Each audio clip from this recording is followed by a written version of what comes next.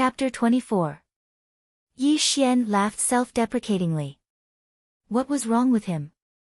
It was just the feelings of his youth that made him feel emotional. Retracting his troubled thoughts, Yi Xian walked out of the house and headed in the direction of the city center of Jiangnan. Buying a house. That's right. Yi Xian was preparing to buy a house. When he obtained this ill-gotten wealth from Wu Jun, Yi Xian had already decided to change the environment of his home. A total of 500 million xia dollars was more than enough to buy an entire villa in Jiangnan City. If someone were to ask, where in Jiangnan City were the most upper-class people? The answer would be, Baiyun Pavilion. High officials and dignitaries, business and political celebrities, all took pride in staying in Baiyun Pavilion.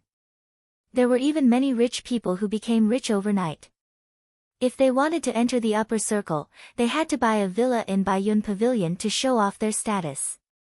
Of course, the real high officials and dignitaries would not personally go to Baiyun Pavilion to buy a house. When the property was put up for sale, Baiyun Pavilion had already reserved the house for them. And those who would actually step into Baiyun Pavilion to buy a house were mostly people who had a sudden increase in wealth. For example, they had occupied land, demolished houses, and received huge amounts of compensation from the state. And the villas bought by these people were not only expensive, but also in extremely remote locations. However, in order to enter the so-called upper circle, they were willing to spend a lot of money to buy a villa in Baiyun Pavilion. At this time, it was winter. There were not many people coming to Baiyun Pavilion's sales office. A few sales ladies had nothing to do. Some were touching up their makeup, while others were chatting with their boyfriends on the phone. This made the entire sales office seem a little deserted. Yi Xian strolled in the sales hall. From time to time, he would look at the locations of the villas on the sand table. Beside him was a young and beautiful sales lady who constantly introduced the details of each villa. There were no melodramatic scenes where the sales lady looked down on people, nor were there any brainless villains mocking Yi Xian. These sales ladies had their own professional qualities, so naturally, they would not do such a stupid thing. However, Xia Chu, who followed Yi Xian, did not have much hope that Yi Xian would be able to buy a villa. This was because in Xia Chu's eyes, Yi Xian was at most 20 years old, and he was dressed very plainly. He was not the kind of tycoon who got rich overnight. As a sales lady, Xia Chu had to receive all kinds of customers every day. She had received many young people like Yi Xian, but other than flirting with her, she had never gotten a single sale. Although Xia Chu didn't have much hope for Yi Xian, no matter what Yi Xian asked, she would answer with a smile. No one could find fault with her etiquette. Mr. Yi, although this villa is located in a remote area, it has all the necessary facilities. The interior decoration was designed by a master. This is also the best house we have, Xia Chu explained patiently to Yi Xian. Yi Xian slowly shook his head and said, "No, this location is too far back. It would take about 10 minutes to walk out. I won't consider it." When Yi Xian finished speaking, a villa's sand table came into view, causing him to quickly look at the sand table. This location is not bad. Not only is it in the center of the villa, but there is also a botanical garden next to it. The air quality should be good. Mother and sister living here will be very beneficial to their health. How much is this villa? Yi Xian took a liking to the villa at first glance and directly asked for the price. Looking at Yi Xian's serious expression, Xia Chu was slightly stunned. She then said, "This villa, including taxes, is 35 million. Yes, this is it. Let's sign the contract now." Yi Xian nodded. He was very satisfied with the villa. "Yes, sir. What did you say?" Xia Chu asked with a trembling voice. She could not believe her ears. Looking at Xia Chu's stunned expression, Yi Xian frowned slightly. He could only repeat his previous words. When Yi Xian finished speaking, he had already taken out the supreme black card in his hand, causing Xia Chu to completely wake up. Looking at the supreme black card in Yi Xian's hand, as a sales lady, how could Xia Chu not know the value of this black card? She had once seen this card in the hands of a rich man. It was said that in order to have this kind of supreme black card, the card had to have at least 100 million huaxia currency. Only now did Xia Chu truly believe that this man, who was about the same age as her, really wanted to buy a house in the Biyun Pavilion. I am sorry, Mr. Yi. This villa is not for sale. Can you change it? At this moment, Xia Chu was biting her lips tightly. Her emotions were extremely complicated because the villa that Yi Xian had his eyes on was not for sale. It was a residence that the company had left for another upper-class person. As a sales lady, she knew that such a big deal might not come across even once a year. If they could really close the deal, just the commission alone would be as high as 1 million. This would also completely solve her family's predicament. However, the company did not sell the villa that Yi Xian had his eyes on. This made Xia Chu extremely depressed. She was very afraid that Yi Xian would leave because of dissatisfaction. Not for sale. Looking at Xia Chu's pale face, Yi Xian frowned slightly. He had almost finished looking at all the villa sand tables. This was the only villa that he liked. The others were simply not within his scope of consideration. My mother's health is not very good, so the surrounding air must be fresh and clean. Since this villa is not for sale, I'll go look elsewhere. Although the woman in front of him was looking at him with pleading eyes, how could Yi Xian choose a bad environment for a strange woman? After saying this, Yi Xian also prepared to leave. However, before he could take 2 steps, Xia Chu's face turned pale. She hurriedly stopped in front of him and begged, Mr. Yi, please wait. I'll ask the manager to see if I can sell this house to you. All right. Yi Xian pondered for a few seconds and agreed. Thank you. After receiving Yi Xian's reply, Xia Chu's face was filled with gratitude. She bowed to Yi Xian and hurriedly walked towards the manager's office. Yi Xian sat on the sofa in the sales hall and waited patiently. However, after a full 20 minutes, he still did not see Xia Chu's figure. This also made Yi Xian gradually frown. His divine sense floated out and a scene appeared in Yi Xian's eyes. In the manager's office, a middle-aged man with a cold expression was scolding Xia Chu who was in front of him. What are you doing? Didn't I tell you that the house is not for sale? Manager, that Mr. Qi did not pay a deposit. Moreover, this Mr. Yi is buying a house for his mother. This house happens to be near the botanical garden. It's very beneficial for his mother. He can sign the contract now. Can't you make an exception?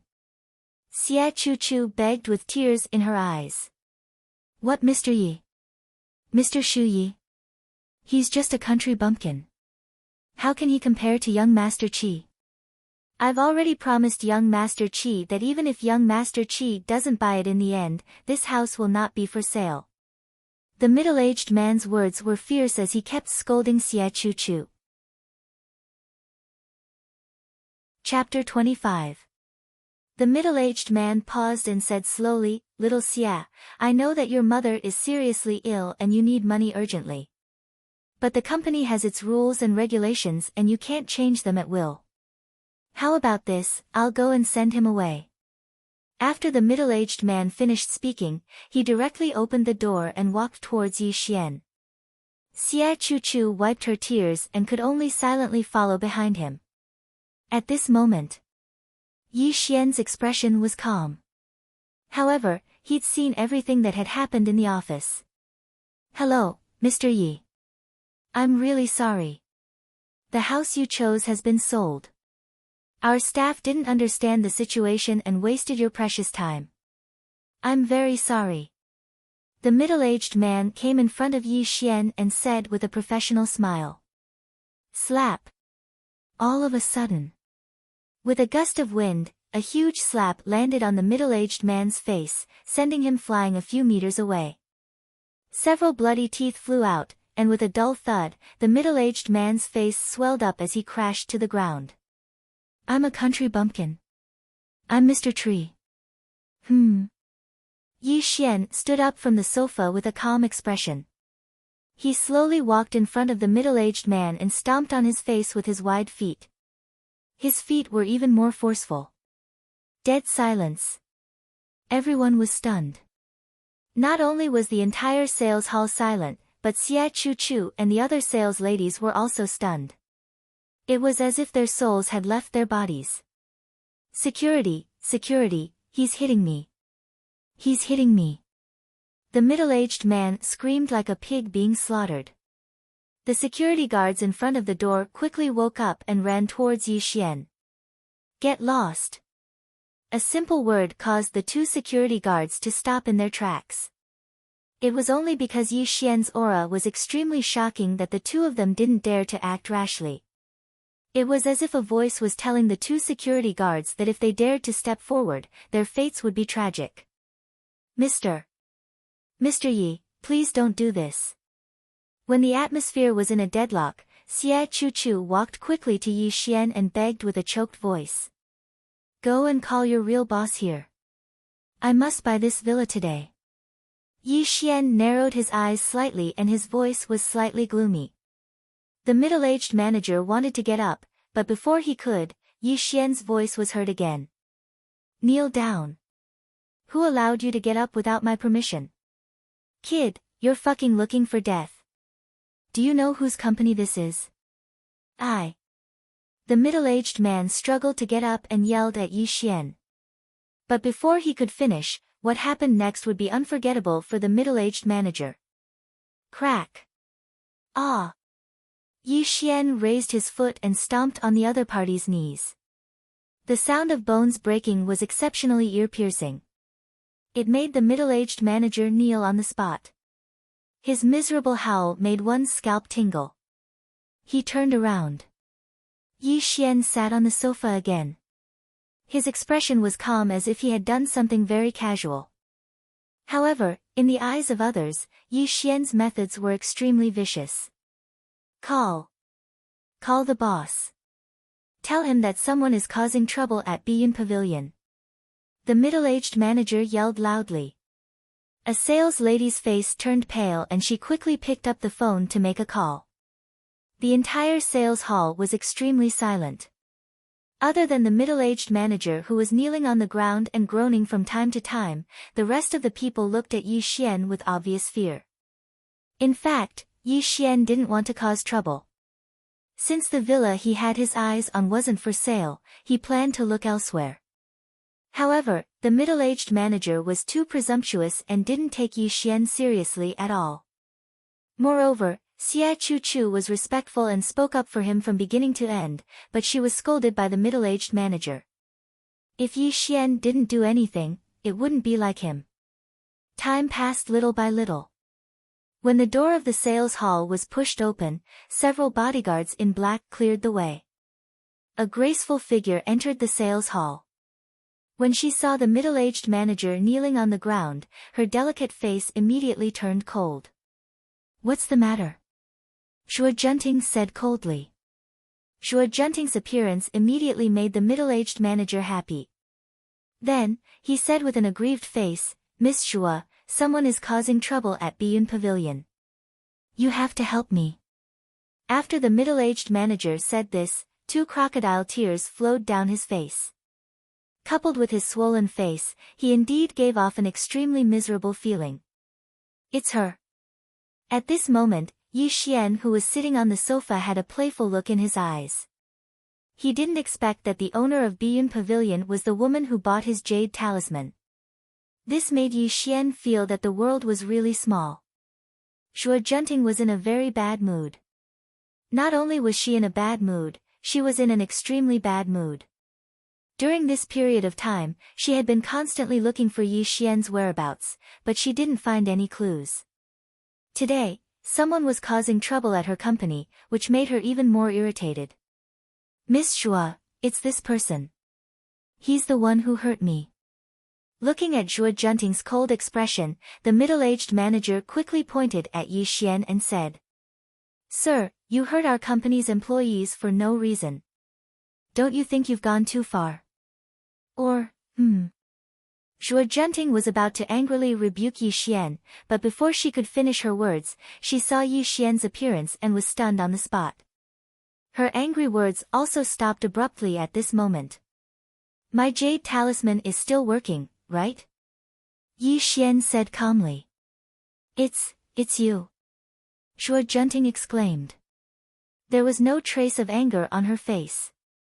Instead, she walked excitedly towards Yi Xian. Such a scene directly stunned the middle-aged manager. He didn't recover for a long time. As long as he wasn't a fool, he could tell that his boss obviously knew this person. Seeing her extremely excited expression, the middle-aged manager also had an extremely bad feeling in his heart. Master, I've finally found you. When she arrived in front of Yi Xian, Zhuo Junting was so excited that she couldn't speak. Her hands were at a loss and she was clearly nervous. Why are you looking for me? That jade talisman is enough to solve your family's problem. Moreover, I'm not a master. You can call me Yi Xian. Yi Xian said calmly. Then I'll call you Mr. Yi. My grandfather has always wanted to thank you in person for saving his life. I wonder if you have time to visit my Zhuo family? Zhuo Junting asked with anticipation in her eyes. Unfortunately, Yi Xian didn't reply to Zhuo Junting's invitation. This also made Zhuo Junting quickly come to her senses. She suddenly looked at the middle-aged manager kneeling on the ground. Manager Su, what's going on? Zhuo Junting's expression changed and she angrily rebuked the middle-aged manager. Looking at such a scene, how could the middle-aged manager not see the situation in front of him? This also made him dare not hide the slightest bit of the situation from before. After Zhuo Junting knew the whole story, her face suddenly turned cold. She said, who gave you the right to make a decision and reserve the house for that guy, Qi Shichen? Chapter 26. Zhuo Junting's constant reprimanding of the middle-aged manager made him even more terrified. He could already tell that Yi Xian held a very important position in Zhuo Junting's heart, which made him even more apologetic. He even continuously pleaded with Yi Xian, Mr. Yi, please don't hold grudges against me. If I had known that you and Miss Xiao were friends, even if you gave me 10 guts, I wouldn't have dared to gossip behind your back. The middle-aged manager's face was covered in tears and snot, looking extremely pitiful. He was no longer as arrogant as he was in the office, but he couldn't understand how Yi Xian could hear what he said in the office. Unfortunately, Yi Xian was unmoved by the middle-aged manager's crying and pleading. Such a two-faced person couldn't arouse his interest. What happened next was simple. Zhuo Junting used a thunderous method to fire the middle-aged manager as he begged. In fact, it was just a small matter to Zhuo Junting. If it was someone else, she wouldn't have fired him. But since it involved Yi Xian, she naturally sentenced the middle-aged manager to death. After settling the matter, Zhuo Junting quickly walked to Yi Xian and smiled, so Mr. Yi wants to buy a house. This house is Junting's gift to you. It's a small token of appreciation from our Zhuo family. Yi Xian got up from the sofa and looked at Zhuo Junting's smiling face. He slowly shook his head and said, I don't deserve it. This house costs a total of 35 million. If you don't accept it, I can only look elsewhere. Although Zhuo Junting wanted to give the house to Yi Xian, she could tell that the master in front of her didn't want to owe her a favor. This made her slightly helpless and agree.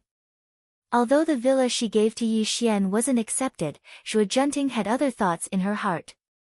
As long as Yi Xian stayed in the Biyun Pavilion, there would naturally be time to interact with him in the future. If she was too eager to show goodwill now, she was afraid that it would backfire. Miss Xia, thank you for your help earlier. Can you show me the house now? Xia Chu was still in a daze. Only when Yi Xian's voice rang out did she return to her senses. She looked at Yi Xian with an extremely complicated expression. As the boss of Biyun Pavilion, how could Zhuo Junting not recognize her employees? When she saw the smile on Yi Xian's face, she instantly understood that this expert had a good impression of Xia Chu. Well, you take Mr. Yi to see the house first. When you come back, go to the personnel department. From today on, you will take over Manager Su's work. Table Junting said with a smile. Ah. Xia Chu was stunned for a moment before she quickly reacted. She bowed to the table and thanked, "Thank you, Miss Table. Work hard in the future. You take Mr. Yi to see the house first, then you are fully responsible for signing the contract." Shuo Junting said. What happened one after another made everyone in the sales office feel like they were in a dream. However, when Xia Chu and Yi Xian left, everyone looked at Xia Chu with envy. Some people secretly regretted it. If they had known this would happen, they would have personally received Yi Xian. How could Xia Chu, this silly girl, have a turn? At this moment, watching Yi Xian and Xia Chu walk out of the sales office, Table Junting clenched her fists. Her eyes were filled with uncontrollable joy. She even took out her phone and called home. "Grandpa, I have found that expert." Yes. Good.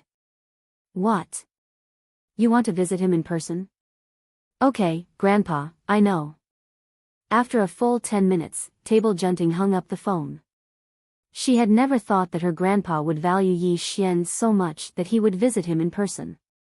Grandfather Zhuo had a pivotal position in the entire Jiangnan city. When he was young, he was a legendary figure. Not only in Jiangnan, but even in the capital, he had many old friends. His connections could be said to be spread across half of the state of Great Xia. There were only a few people in the state of Great Xia who could make Grandfather Zhuo come in person. How could this not shock Table Junting? Biyun Pavilion Villa Group. As the door of the villa opened, Yi Xian, accompanied by Xia Chu, strolled into the villa. It was winter now. Green vegetation could not be seen on both sides of the road, but under the white snow, there was a different kind of beauty. Along the way, Xia Chu was very uneasy. Except for Yi Xian asking about the situation of the villa, she did not say anything. It was as if she had something on her mind.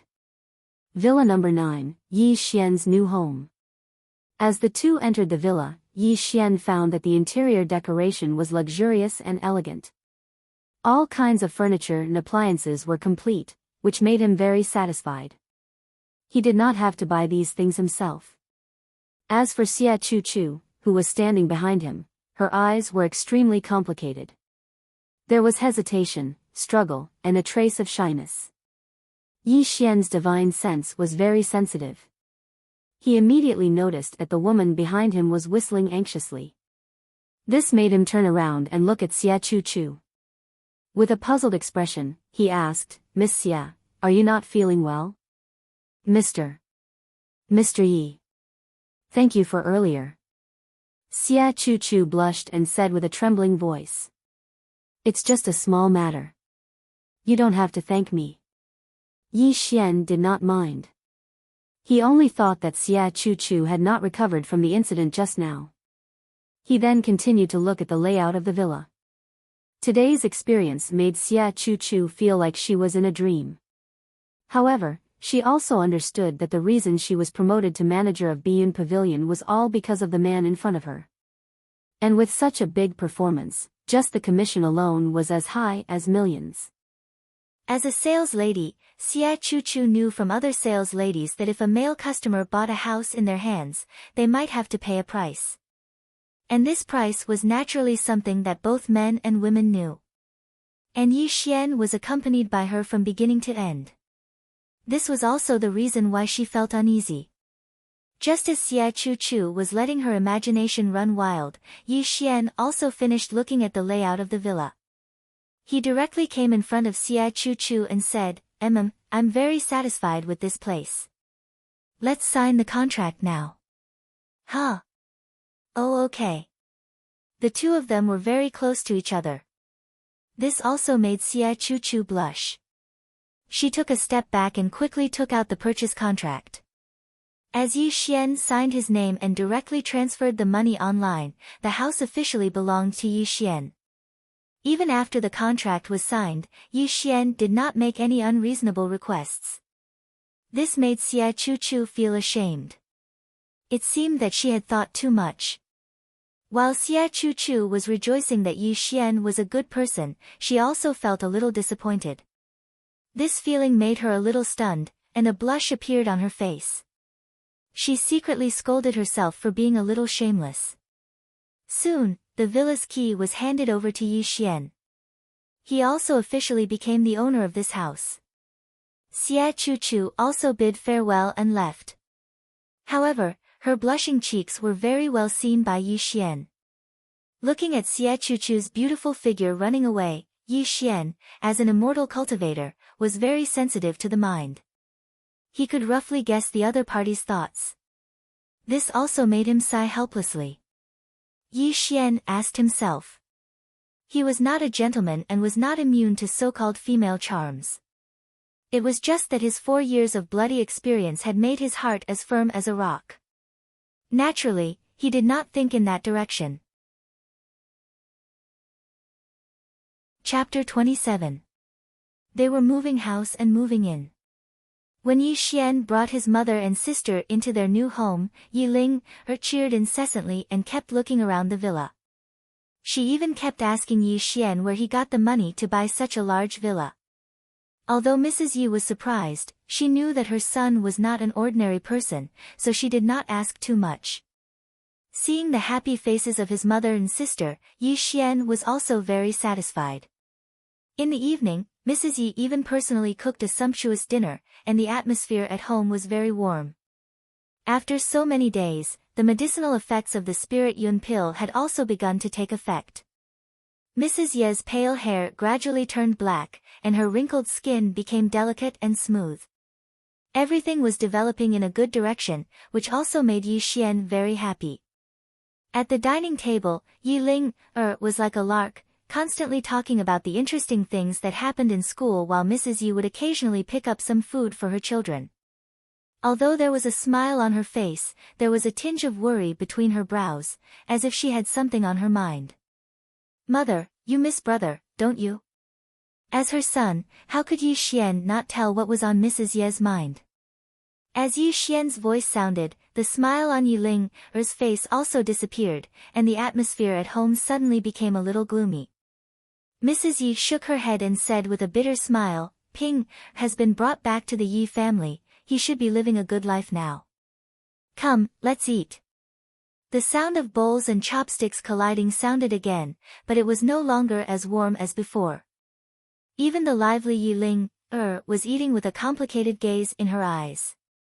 Looking at the heavy atmosphere at home, Yi Xian sighed in his heart. After all, there was one less person. "Mother, I'm done eating, I'm going out for a walk," Yi Xian said softly, put down the bowl and chopsticks, and stepped out of the house. The moon was bright and the stars were few, and the sky was dark. Yi Xian walked on the winding path with an expressionless face. It would be the new year in a month, and as the end of the year approached, Mrs. Yi began to miss him more and more. That also made Yi Xian know that it was time for him to go to capital city. The capital. Yi Xian muttered to himself. He looked at the distant horizon. When his eyes opened and closed, the light in his eyes was deep. No one knew what Yi Xian was thinking. Capital. It was a distant word. There was his biological father, his younger brother, his so-called lover, and many people who looked down on him. Wang. When Yi Xian appeared again, he was already high in the sky.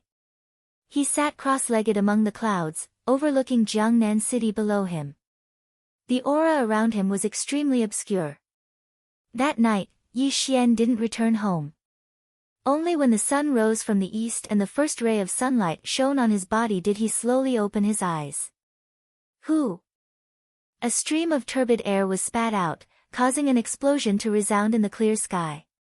The aura around Yi Xian's body became tranquil. When he took a step forward, he had already appeared in his home. Jiangnan's hanging mirror department. Tai Li and Ling Long bowed at the side, looking slightly embarrassed. A handsome man was sitting on the sofa with a lazy look on his face, as if he had not woken up yet. Such a young ancient martial arts grandmaster is indeed rare. Help me make an appointment with him. Tell him that I want to talk to him. Azure Dragon yawned and casually ordered Tai Li and Ling Long, Master Azure Dragon, do you really want to recruit him into the Wu-En department? Ling Long asked with a pale face. If he is really an ancient martial arts grandmaster, of course we will recruit him into the Wu-En department. If he is not, and he injured my people. Azure Dragon said lazily. He did not continue speaking, but the aura around him suddenly became cold. Time passed quickly. Yi Xian was very idle these days. He tasted tea at home every day and read some ancient books. Other than Zhuo Junting, who occasionally came to greet him, nothing else happened. In fact, Yi Xian was already prepared to go to capital city, but he was waiting for the Wu-En department to come looking for him. After all, he had severely injured the Wu-En department's people. However, they did not make a move after such a long time. Clearly, this was not normal.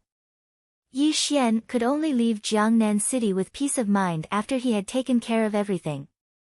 On this day, a letter was placed in front of Yi Xian.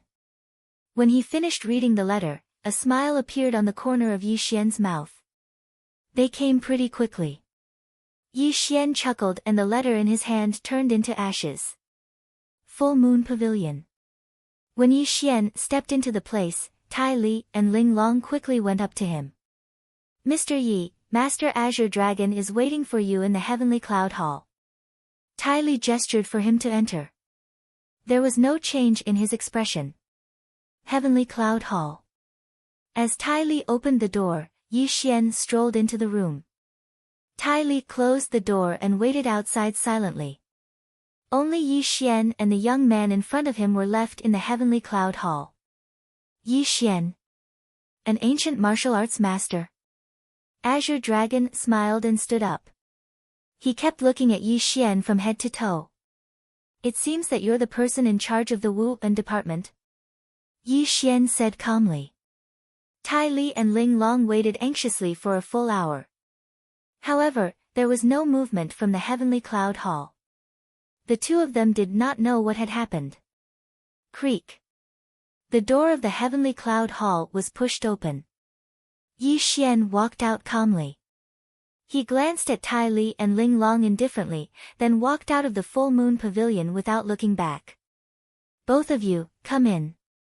Just as Tai Li and Ling Long were stunned, Azure Dragon's weak voice came from the Heavenly Cloud Hall. The two of them quickly walked in. Team Leader Azure Dragon. You are. Tai Li cried out in shock because he saw an extremely shocking scene. In the Heavenly Cloud Hall. Azure Dragon's face was pale. Blood flowed from the corner of his mouth. His body emitted an extremely weak aura. It was obvious that he was seriously injured. Pass me the Azure Dragon token. From today onwards, Yi Xian is the Wu-En department's Earth Team guest elder. No matter what request he has, you must try your best to satisfy him. Azure Dragon supported himself on the table and stood up. Although his voice was weak, it was resolute and did not allow anyone to question him. However, after he issued this order, Tai Li and the other person were extremely shocked. Their gazes when they looked at Azure Dragon revealed an extremely strange expression. Heaven and earth were mysterious and yellow. The universe was chaotic. There were a total of 8 departments in the Wu-En department. Azure Dragon was the leader of the Earth Team. He was an important person in the Wu-En department. However, such a person's attitude at this moment made the two of them extremely puzzled. There were only 10 guest elders in the entire Wu-En department. Apart from the Wu-En department who could appoint 2 guest elders, each of the other departments had 1 guest elder position. This position was not a small matter. It was an existence that only followed orders. To put it bluntly, it was a guest elder's personal freedom. He was not controlled by the Wu-En department. However, he had great power. The Earth Team guest elder position had been empty for more than 10 years. Today, Azure Dragon actually gave this position to Yi Xian. How could Tai Li and Ling Long not be shocked? What are you waiting for? Quickly send my order back to the headquarters. Azure Dragon said sternly while Tai Li and Ling Long were stunned. Yes, Lord Azure Dragon.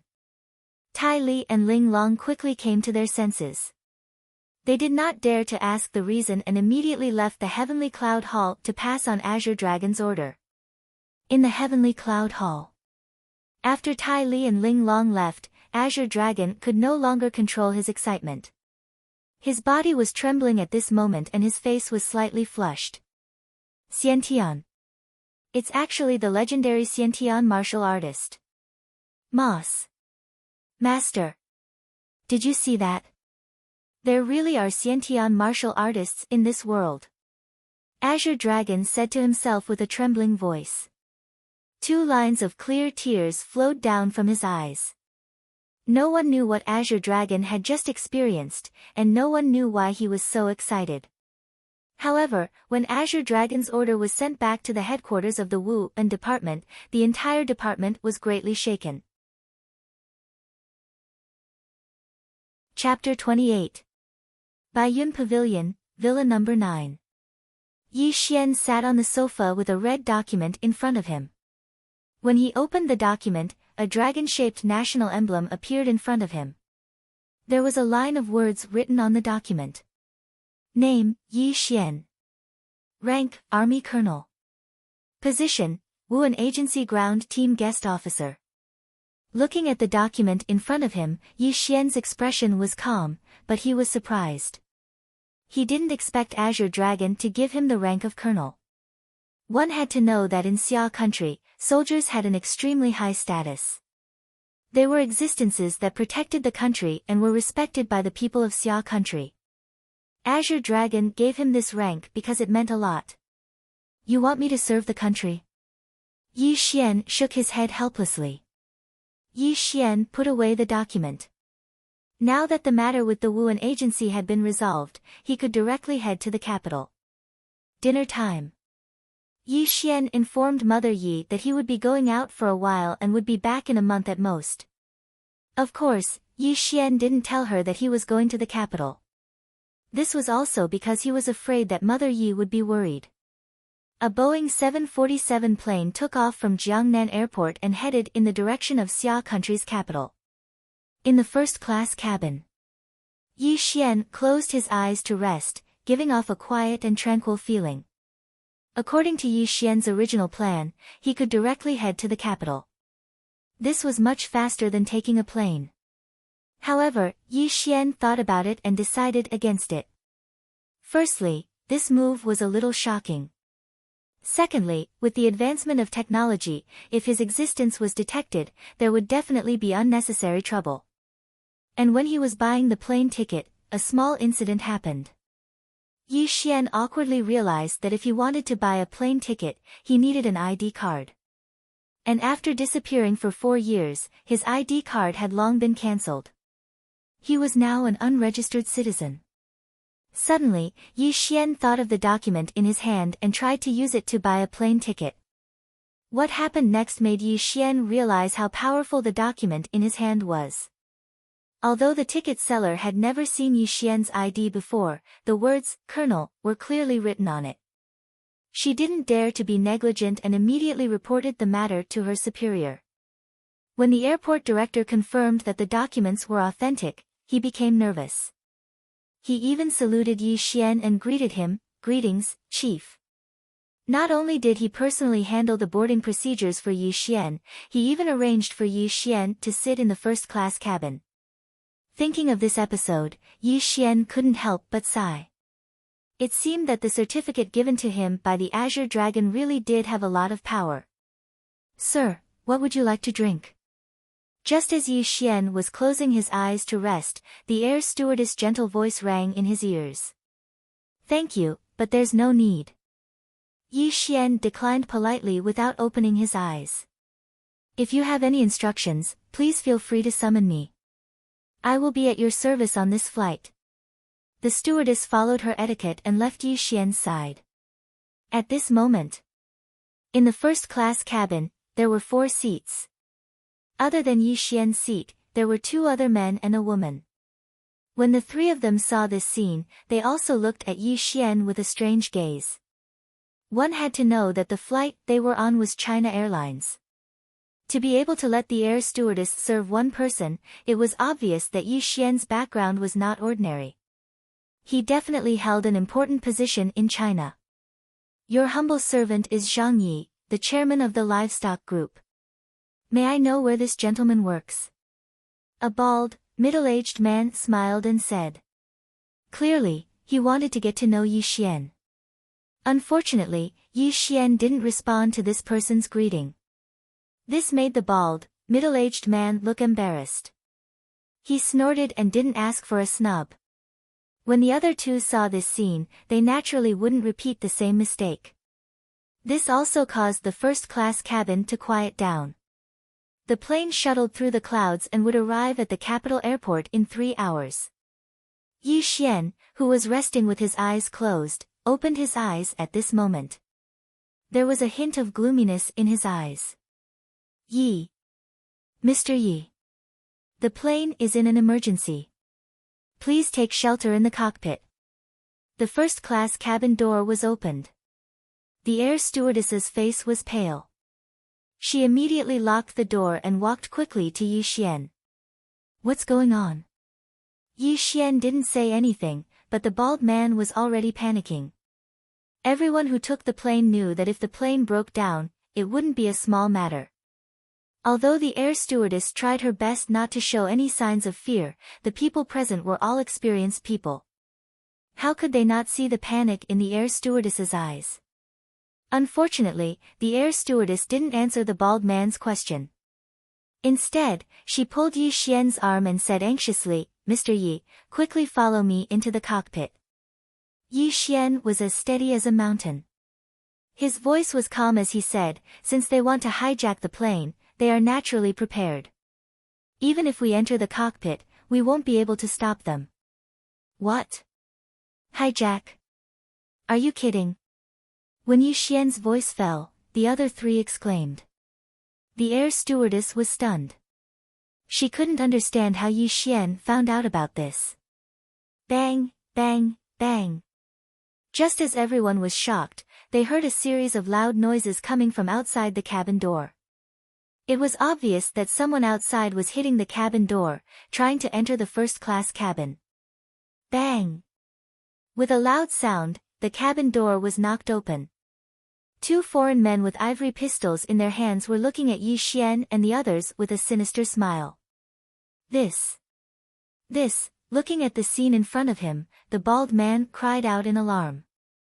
His entire body went limp in his seat, and great fear appeared in his eyes. Good morning, ladies and gentlemen. A foreign man spoke in fluent Xia language.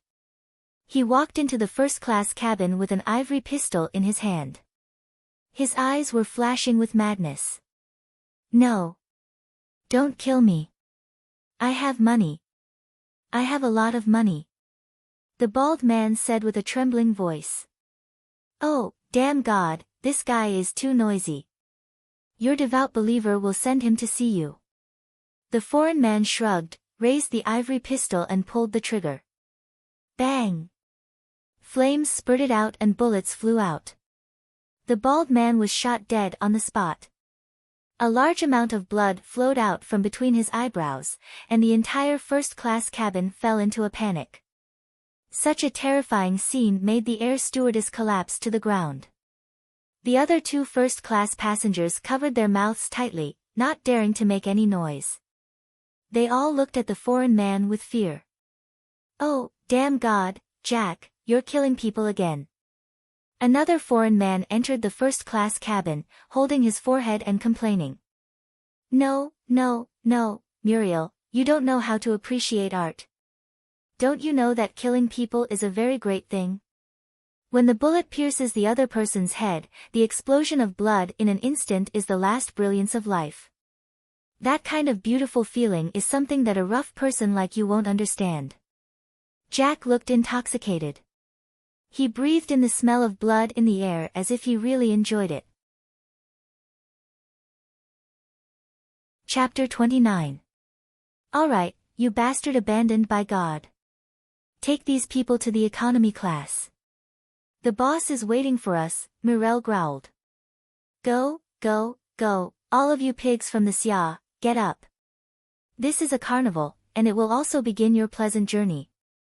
Jack's face was ferocious as he forced Yi Xian and the others to walk towards the economy class.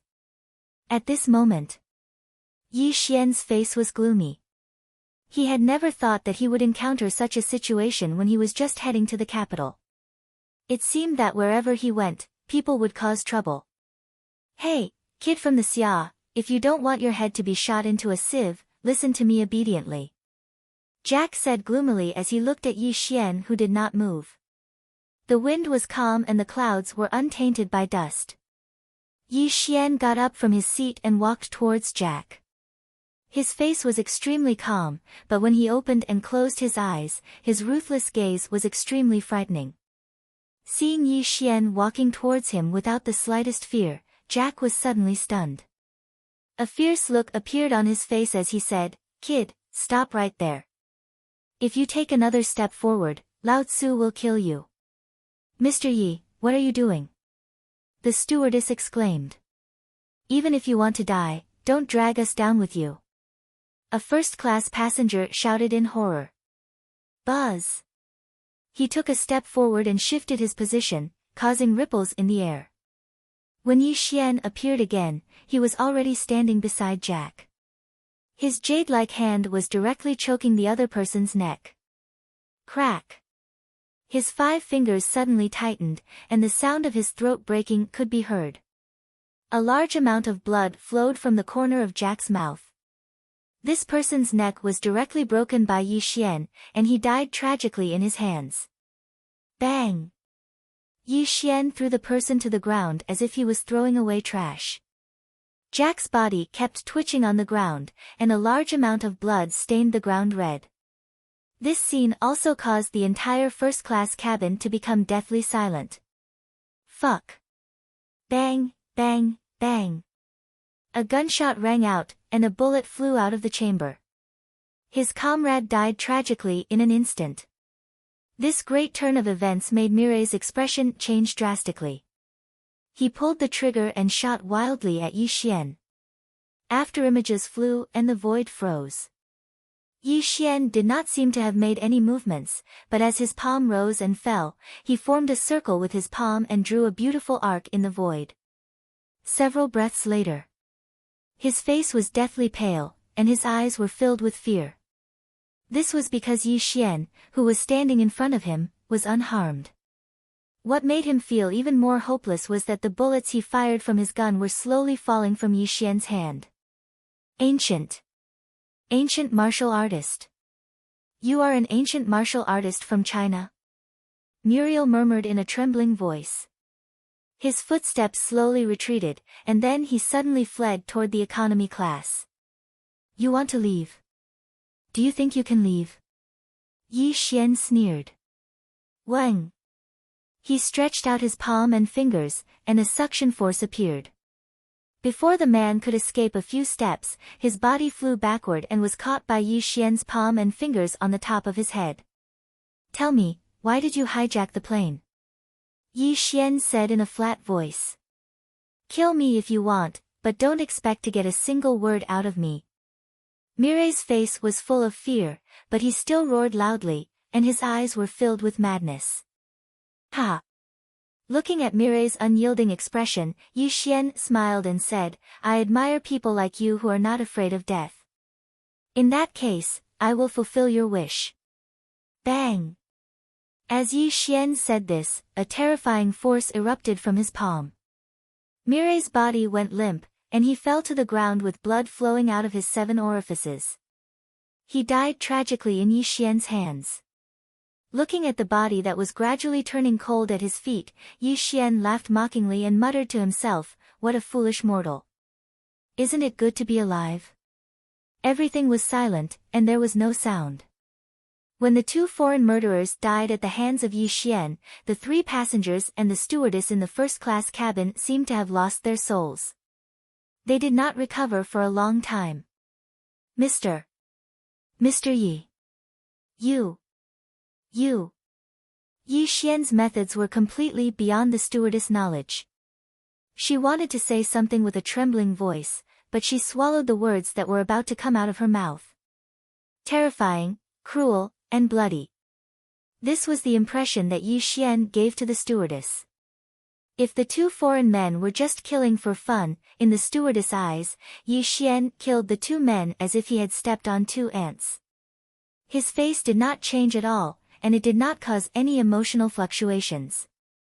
When a person could kill people without a change in expression, as if they were eating and drinking, this kind of person was undoubtedly the most terrifying. And Yi Xian was this kind of person. You all stay here. I will go to the economy cabin to take a look. Yi Xian said softly. He did not care about what the stewardess and the others thought. He stepped directly through the cabin door and walked toward the economy cabin. Yi Xian was not interested in why these murderers wanted to hijack the plane. He only knew that he was taking this plane to the capital. If they really succeeded in hijacking the plane, wouldn't it delay his journey? In the economy cabin. When Yi Xian stepped in, his eyes focused and his face instantly turned cold. The smell of blood filled the entire economy cabin. The bodies of more than 10 passengers were very conspicuous. The remaining passengers who were lucky enough to survive covered their heads with their hands and squatted on the ground, trembling. 5 foreign men were holding guns and the leader was wearing a ghost mask. His sinister eyes looked directly at Yi Xian through the mask, and there was a flash of madness in his eyes. This kind of scene might have frightened ordinary people out of their wits, but for Yi Xian, it did not cause any fluctuations in his heart. What really made his expression change was that there were several plastic bombs placed all over the economy cabin. The red second hand was slowly ticking, as if it wanted to reap everyone's lives. Beep, beep, beep. The sound of the countdown timer was not loud, but as time passed, when the needle reached the end, it was likely that the plane would be destroyed and people would die. God bless us. I never expected to meet an ancient warrior from China here. Unfortunately, even if you are an ancient warrior, everyone on this plane, including you, will die today. The man wearing the ghost mask was clearly the leader of this group of people. They all had communication devices on them, so they clearly knew that their subordinates had been killed by Yi Xian. Woo! The cabin door suddenly opened, and a cold gust of wind rushed into the cabin, causing the passengers in the economy class to scream. A large number of foreign objects flew and circled in the cabin, causing the entire plane to shake at this moment.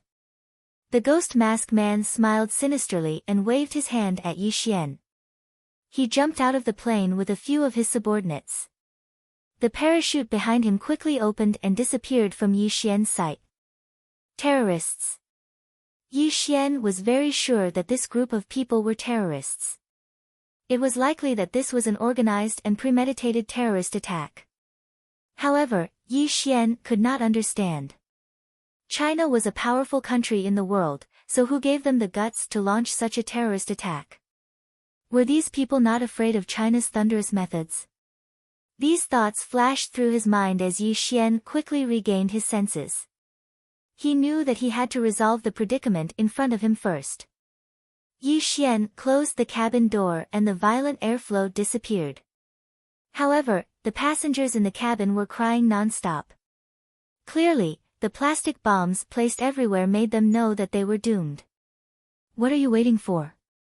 Evacuate the passengers and let them all enter first class. Yi Xian coldly reprimanded, causing an air steward to instantly wake up. Although he did not know who Yi Xian was, he still quickly organized the crowd and rushed to first class. Chapter 30. In the cockpit, the two captains had already realized the severity of the situation, but there was nothing they could do. They could only pilot the plane and send out distress signals to the ground. Sir, it's too dangerous here. You should get into first class quickly. The air steward quickly returned after settling the passengers down. He shouted at Yi Xian, but his eyes were filled with despair.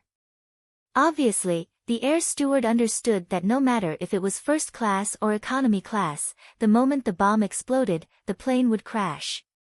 No one on the plane would be spared. Get back. In economy class, Yi Xian's eyes were cold and his expression was ugly. Looking at Yi Xian's motionless body, the air steward sighed helplessly. At this moment, he couldn't care less about Yi Xian. He immediately returned to first class and took out his phone, ready to write his will. Beep, beep, beep. The second hand on the plastic bomb kept ticking. There were 5 minutes left before it exploded. This made Yi Xian frown. He was hesitating whether to save these hundreds of lives. Ring, ring, ring. Suddenly, a phone rang from Yi Xian's pocket, causing him to take out his phone. It seemed that the person who called him was Azure Dragon. This satellite phone was given to him by Azure Dragon so that he could contact him at any time. At this critical moment, Azure Dragon called. Obviously, he already knew what happened on the plane. Mr. Yi, are you on this plane? Azure Dragon's anxious voice came from the other end of the phone. The bomb will explode in 5 minutes. Yi Xian didn't waste any time and directly told him the situation on the plane. On the other end of the phone, Azure Dragon instantly went silent. After a few seconds, Azure Dragon's trembling voice came from the phone. You're a pre-celestial martial artist. I don't know if you know how to defuse a bomb. Yi Xian laughed self-deprecatingly. It was true that he was extremely strong, but when it came to defusing a bomb, Yi Xian knew nothing. Azure Dragon, remember this. The Wuan agency owes me a favor. Yi Xian said calmly and hung up the phone. In the economy class. Yi Xian narrowed his eyes. If he forcibly removed the explosives, they would explode in an instant, burning the entire economy class. The plane would also lose its balance and fall to the ground. Yi Xian secretly estimated that this Boeing 747 weighed several hundred tons. With his current cultivation, he would have to pay a great price to safely land the plane. At this moment, the first-class cabin was crowded with people. Everyone's face was covered in tears. Some people were praying to the heavens, while others were writing their wills on their phones. Despair filled every corner. Bang, bang, bang. The plane shook violently, and several explosions could be heard coming from the economy class. The terrifying flames swept through everything, causing the plane to instantly plummet, and everyone felt a sense of weightlessness. I don't want to die. Mom, I'm scared. Honey, let's meet again in the next life. Cries, please, and all sorts of sorrowful cries came from the mouths of these passengers. After a dozen breaths of time, when these passengers suddenly realized that they were not dead, their cries came to an abrupt end. Everyone's eyes were filled with a dazed look. I'm not dead. Look, the plane is landing. When everyone came back to their senses, they realized that although the plane was falling, the speed was extremely stable. This made them shout excitedly, and everyone's eyes were filled with hope. In the plane's cockpit, the two captains' eyes were dull. The dashboard in front of them had already burst into sparks and burned. Obviously, the plane had malfunctioned and was not controlled by them at all.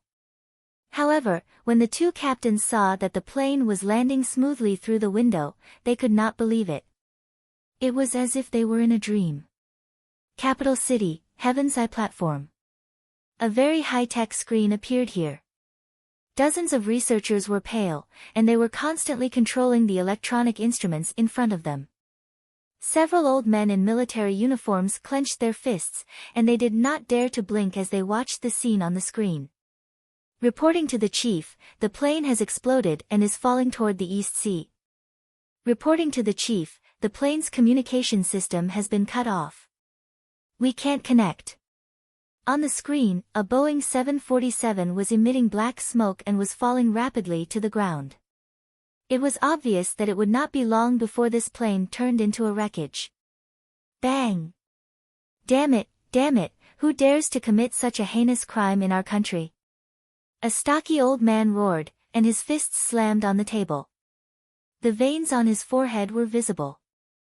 Activate the S-level plan. Order the East Sea Fleet to set off immediately and search for all possible survivors. Another old man with white hair and beard roared anxiously, but there was deep despair in his eyes. Everyone knew that when the plane crashed, it was impossible for anyone to survive. Even so, the search and rescue operation must be carried out as soon as possible. No matter who did this, I will make him pay a heavy price. An old man in a general's uniform was extremely pale. Men, inform the secretary of Wu-en to start an investigation immediately. No matter who the enemy is, they must pay the price in blood. A chief roared angrily. Reporting to the chief, the plane is landing smoothly. Suddenly, a researcher said with a trembling voice, which also stunned the few old men who were in pain. They quickly looked at the screen. On the screen, the fuselage of the Boeing 747 was burning, and a large amount of black smoke was billowing like a tide. However, the falling speed was obviously slowed down until the entire plane became stable and was slowly landing in the East Sea. What's going on? A military big shot said in horror. He could not believe his eyes. Quick, look, what is that? A deputy national big shot pointed at the image on the screen and shouted in disbelief. Zoom in on the satellite image. An order was issued, and the researcher quickly zoomed in on the image on the screen. The sky was clear and blue for thousands of miles. A misty blood-red light was blooming. In the dense blood-red light, a figure was holding the entire plane and was falling to the ground. However, the dense blood-red light covered his body, making it impossible to see his appearance. If they did not zoom in on the satellite image, no one would believe that they would see such a thing. Who is he? No, impossible, is this a person? All kinds of horrified voices came out from the mouths of these big shots. Everyone was already in a daze. Although they knew that there were ancient martial artists and superpowered users in this world, they had never heard of a living person being able to lift a plane that weighed hundreds of tons. They were afraid that this person could no longer be called a person. It was more like a legendary god. Above the East Sea, the sea was blue and there were no waves. A plane with black smoke was bobbing on the surface of the sea. Yi Xian was surrounded by blood light, which made people unable to see his appearance. However, the aura around his body had become somewhat weak at this moment. With his own strength, Yi Xian dragged a plane that weighed hundreds of tons down. Although he was an immortal cultivator, this also consumed a lot of his cultivation. At this moment, a great pain came from his divine sense, which made his face slightly distorted. Buzz! With a step, the void changed. Yi Xian did not stay and directly disappeared above the East Sea. He had already saved the passengers on the plane. As for the rest, naturally, someone would take over. Chapter 31. Capital City, Heaven's Eye Platform. The meeting room was filled with big shots from the military and political circles. Everyone had different expressions on their faces, but they were all looking at the satellite screen with surprise and doubt. My colleagues, the hijacking incident has already happened. The Marshal Security Bureau is investigating this matter. These arrogant people who dare to attack our Xia country, we will definitely teach them a lesson in blood. A Xia country general said in a sonorous and powerful voice. However, the main reason why we have gathered everyone here today is because of this person. The Xia general pointed at the blurry figure on the screen and continued, according to the analysis of the researchers, this blurry figure is indeed a human, and he was the one who landed the plane safely. What? How is this possible? Generally, how can there be such an unbelievable thing in the world?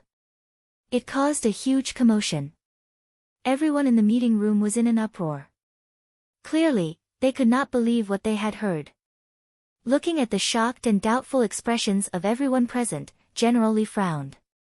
Clearly, he knew that this was a fantasy. If it were not for the repeated assurances of the researchers that the other party was indeed a human, even he himself would not dare to believe it. Generally, if this is true, it means that not only can this person fly, but he can also lift a plane that weighs hundreds of tons. He can be called a human-shaped nuclear bomb. If he wants to do something, who can stop him? A big shot from the political circle said worriedly. That's right. Even though there are secret organizations in every country in the world, and their strength surpasses that of mortals, it is impossible for them to reach this level. All sorts of discussions appeared. This supernatural phenomenon made all the big shots of Xia country worry. My colleagues, first of all, you have to understand one thing. This is indeed an incident that happened, and this person was able to save everyone on the plane. He is obviously a friend and not an enemy. It is very likely that he is a citizen of Xia. Please do not put him on the enemy's side, General Li said solemnly. General Li is right. If this person can work for the country, it will be a great fortune for Xia. The Wuhan agency secretary nodded in agreement. After a series of discussions, the final decision was to mobilize all available forces to search for Yi Xian. The plane crash was listed as an SSS-level military secret, and many big shots in the military and political circles signed a confidentiality agreement at the meeting. Capital City. Yi Xian strolled through the crowded streets. As he looked at the tall buildings all over the place, a fleeting light appeared in his eyes. More than 10 years. I didn't expect to be back here again. Yi Xian laughed at himself. When he was 5 years old, Yi Xian and his mother were driven out of the Yi family. They hurriedly left the capital and finally established themselves in Jiangnan City. Time flew by. He did not expect that he would set foot in this city again after more than 10 years. Yi Xian suppressed his troubled thoughts and strolled towards a 5-star hotel. City in the Sky was the name of this hotel. It was also one of the top hotels in the capital. Those who could afford to dine here were all high-ranking officials and dignitaries. A meal here might cost several years of an ordinary person's salary. When Yi Xian stepped into the hotel, he went straight to the front desk and booked a presidential suite. Under the respectful gaze of the receptionist, Yi Xian took the room card and found his room. Money was just a worldly possession, not to mention that Yi Xian had hundreds of millions of Chinese currency in his hands.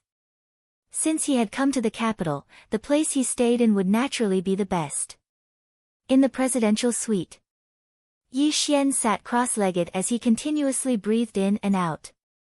His face was sometimes flushed red, sometimes pale, and there was even a faint aura of blood between his mouth and nose. In the large room, there was even the faint sound of a dead soul chanting. The Immortal scripture was a legendary killing technique. If one wanted to cultivate this supreme technique, they would have to experience 9 deaths and 9 lives before they could step through the threshold. The hardships involved were not something that outsiders could understand. The Immortal scripture did not need too much spiritual energy. It needed to absorb blood and soul essence from slaughter to continuously strengthen its cultivation. In the Blood Sea battlefield, there were all kinds of creatures. Yi Xian had been fighting for 4 years, and had already cultivated the Immortal scripture to the small success stage. However, when Yi Xian returned to the human world, this world was already at the end of its cultivation. There was no spiritual energy in this world, nor were there any living creatures for Yi Xian to slaughter. Every bit of his cultivation could be said to be extremely precious. And this time, Yi Xian had displayed his strength and saved everyone on the plane, which had consumed a large amount of his cultivation. At this moment, he was sitting cross-legged and cultivating, trying to stabilize his body, hoping to recover some of his vitality. Of course, Yi Xian didn't save everyone on the plane out of pity. He only did this because he wanted the Azure Dragon to owe him a favor, because once he stepped into the capital, he would definitely have a conflict with the Yi family. If he really started a massacre, the Martial Security Department would definitely interfere. As for the Azure Dragon, he was the leader of the Martial Security Department's Earth Group, and the power in his hands was even greater. If the Azure Dragon owed him a favor, the Martial Security Department would naturally turn a blind eye to it. This was also the decision that Yi Xian had made after a long period of consideration. Ring, ring, ring. The sound of the phone ringing made Yi Xian slowly open his eyes. He picked up the phone on the table, and sure enough, it was a call from the Azure Dragon. Hello. Mr. Yi, tell me, did you save the people on the plane? On the other end of the phone, the Azure Dragon's voice was trembling to the extreme. Even his voice contained uncontrollable excitement. Only you and I know about this. I hope you can keep this a secret. Yi Xian was silent for a moment, then said directly. After Yi Xian admitted this matter, the other end of the phone suddenly fell silent. After a few breaths of time, the Azure Dragon said with a trembling voice, "Do you know that you saved everyone on the plane? It has already alarmed many big shots. The Martial Security Department has even ordered that you must be found no matter what." Yi Xian frowned, and a self-deprecating look flashed across his eyes. It seemed that he had underestimated modern technology, and had actually exposed it to outsiders. Azure Dragon, if you want to step into the Xiantian realm, you'd better keep this secret for me. You should know that I don't want to have any conflicts with China. If you reveal this matter, you should know what the consequences will be. Yi Xian warned. After Yi Xian finished speaking, he hung up the phone. On the other end of the phone, the Azure Dragon looked hesitant. After more than 10 minutes, he sighed and hid this secret in the bottom of his heart. He did not report it to the Martial Security Department. Although the Azure Dragon did not have much contact with Yi Xian, the first time the two of them met, the Yi Xian displayed a terrifying method. The Azure Dragon knew that the person in front of him was not someone that could be restrained by any power. This was also the reason why he gave the title of Guest Elder to Yi Xian in order to befriend him. Chapter 32. In the presidential suite. Yi Xian put away the phone, and waves of hunger came from his stomach. This made him frown slightly, and he had no choice but to open the door and walk outside. According to Yi Xian's cultivation, he had already abstained from eating, but this time, he had lost too much of his cultivation, and there was no blood-soul essence around him for him to absorb, so he could only replenish the blood-soul essence in his body with food. After asking the waiter, Yi Xian took the elevator directly to the top of the building. When the waiter opened the door of the restaurant for him, the luxurious scene in the restaurant was reflected in his eyes.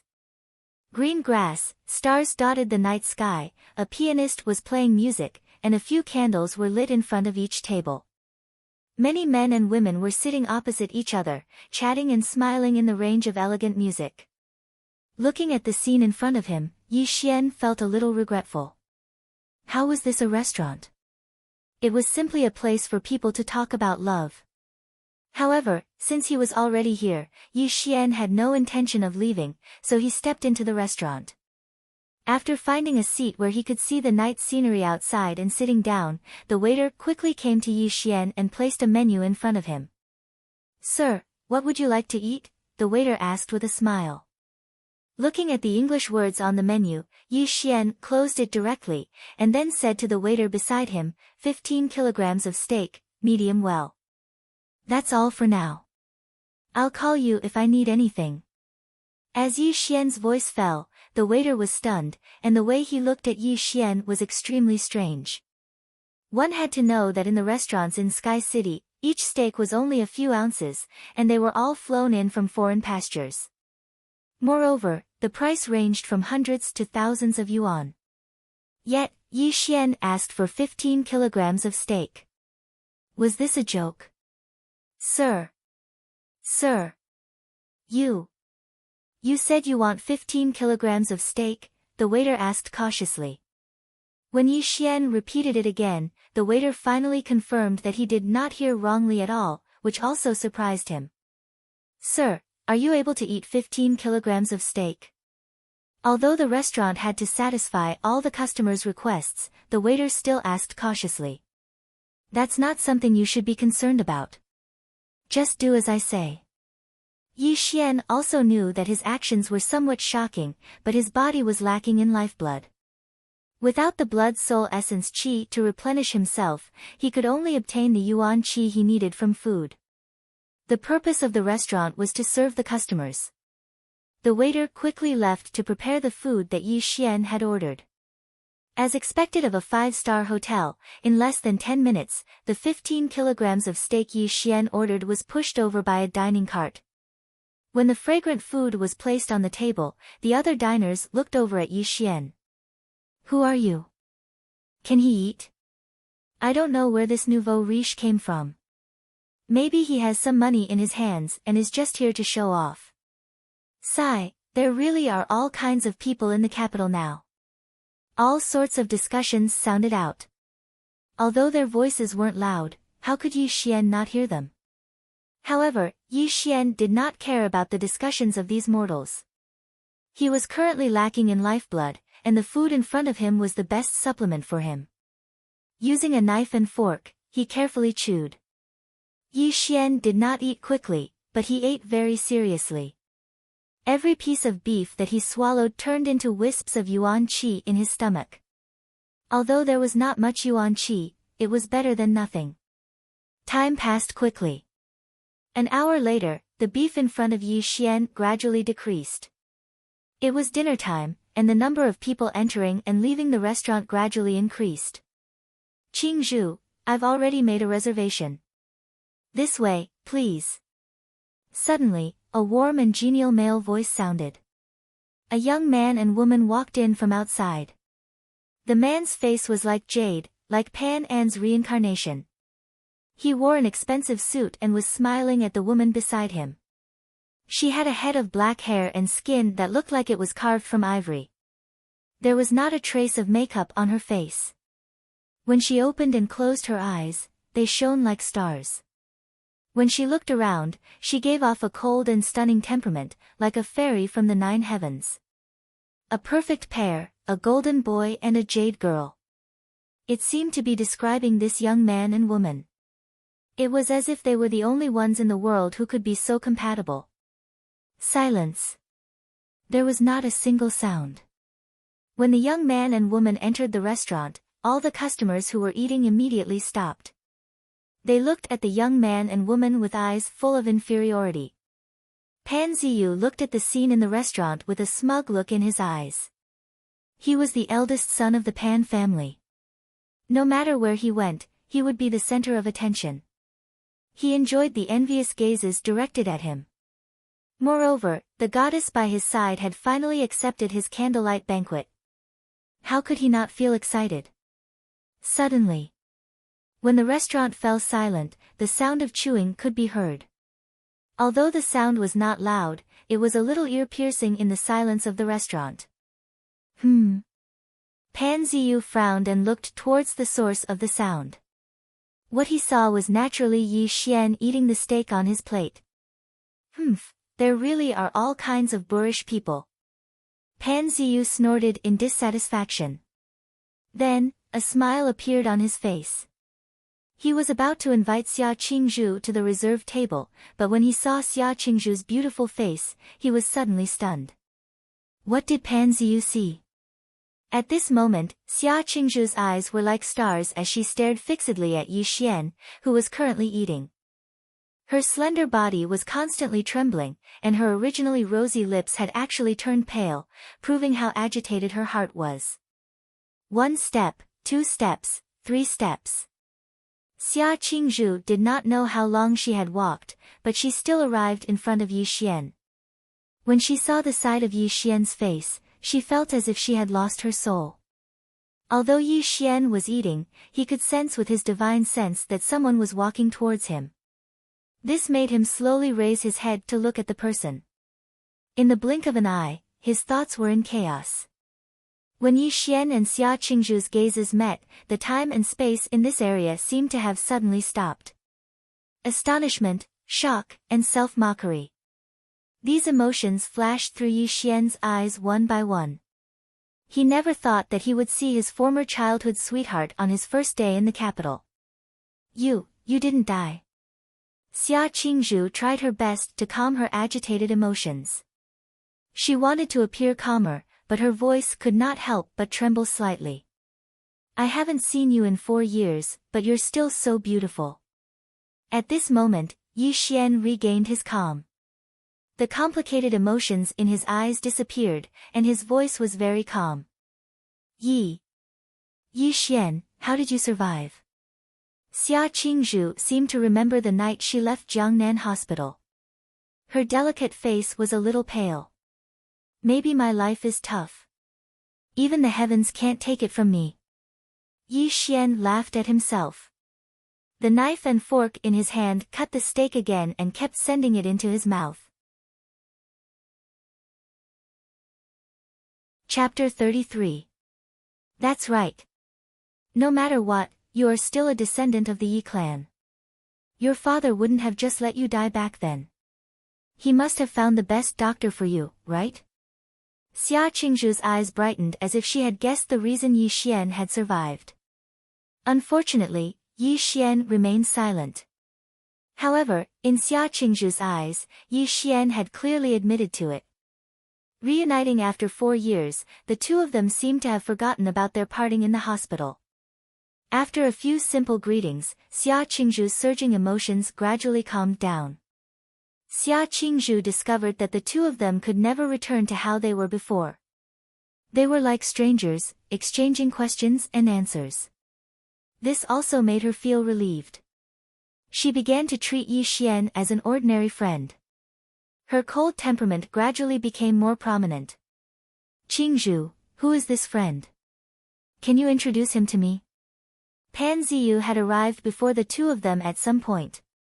However, there was a faint trace of hostility in his gaze as he looked at Yi Xian. Yi Xian, this is the eldest son of the Pan clan. Today, I'm discussing some family business with him. I didn't expect to see you again, Xia Qingzhu said gently. Hello, Brother Yi. I'm Pan Ziyu. Nice to meet you. Pan Ziyu smiled and extended his hand to shake Yi Xian's hand. Unfortunately, Yi Xian did not move. He did not even bother to look at Pan Ziyu. This caused Pan Ziyu to be stunned. Shame and anger flashed through his eyes as he awkwardly withdrew his hand. Seeing Yi Xian's appearance, Xia Qingzhu frowned slightly. However, she did not say anything. Instead, she turned to Pan Ziyu and said, Brother Pan, I still have some matters to attend to today. How about we talk another day? Since his goddess had spoken, Pan Ziyu naturally did not dare to insist.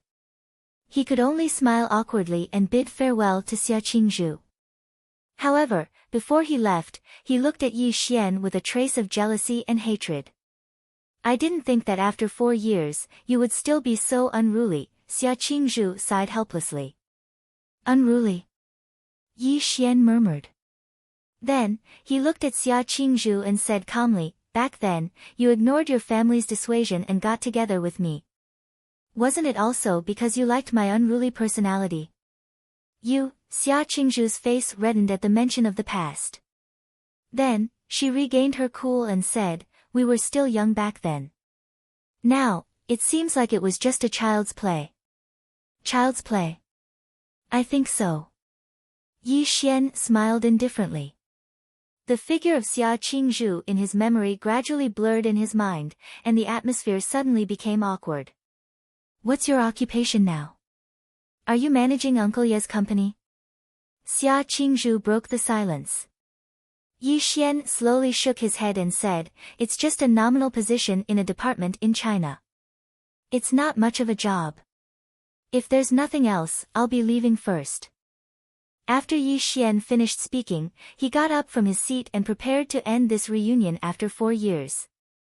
Yi Xian. Before Yi Xian could take a few steps, Xia Qingzhu's voice came from behind him. It made Yi Xian stop in his tracks, but he didn't turn around at all. Yi Xian, I know you've had a hard time all these years. Although you can't inherit the Yi family's position, you can't give up on yourself. You have to pull yourself together and show Uncle Yi that his son isn't someone who's just waiting to die. In Xia Qingzhu's eyes, Yi Xian didn't die. It was obvious that the Yi family had found a world-class doctor to save his life. And in these 4 years, Yi Xian didn't appear in her eyes. He must have been arranged by the Yi family to hold a nominal position in a small company and muddle through these 4 years. Dang dang dang. The sound of high heels could be heard. Xia Qingzhu came to Yi Xian's side and said solemnly, Yi Xian, no matter what, you're still my friend. I hope you can pull yourself together and show Uncle Yi what an outstanding son he has. As Xia Qingzhu spoke, she took out a gold card from her bag and stuffed it into Yi Xian's hand. She said, you must have returned to the capital to celebrate your grandfather's birthday. There's 5 million in this card. Tomorrow is his birthday. Take this money and choose some gifts. This can also ease your relationship with the Yi family. From the beginning to the end, Yi Xian remained silent.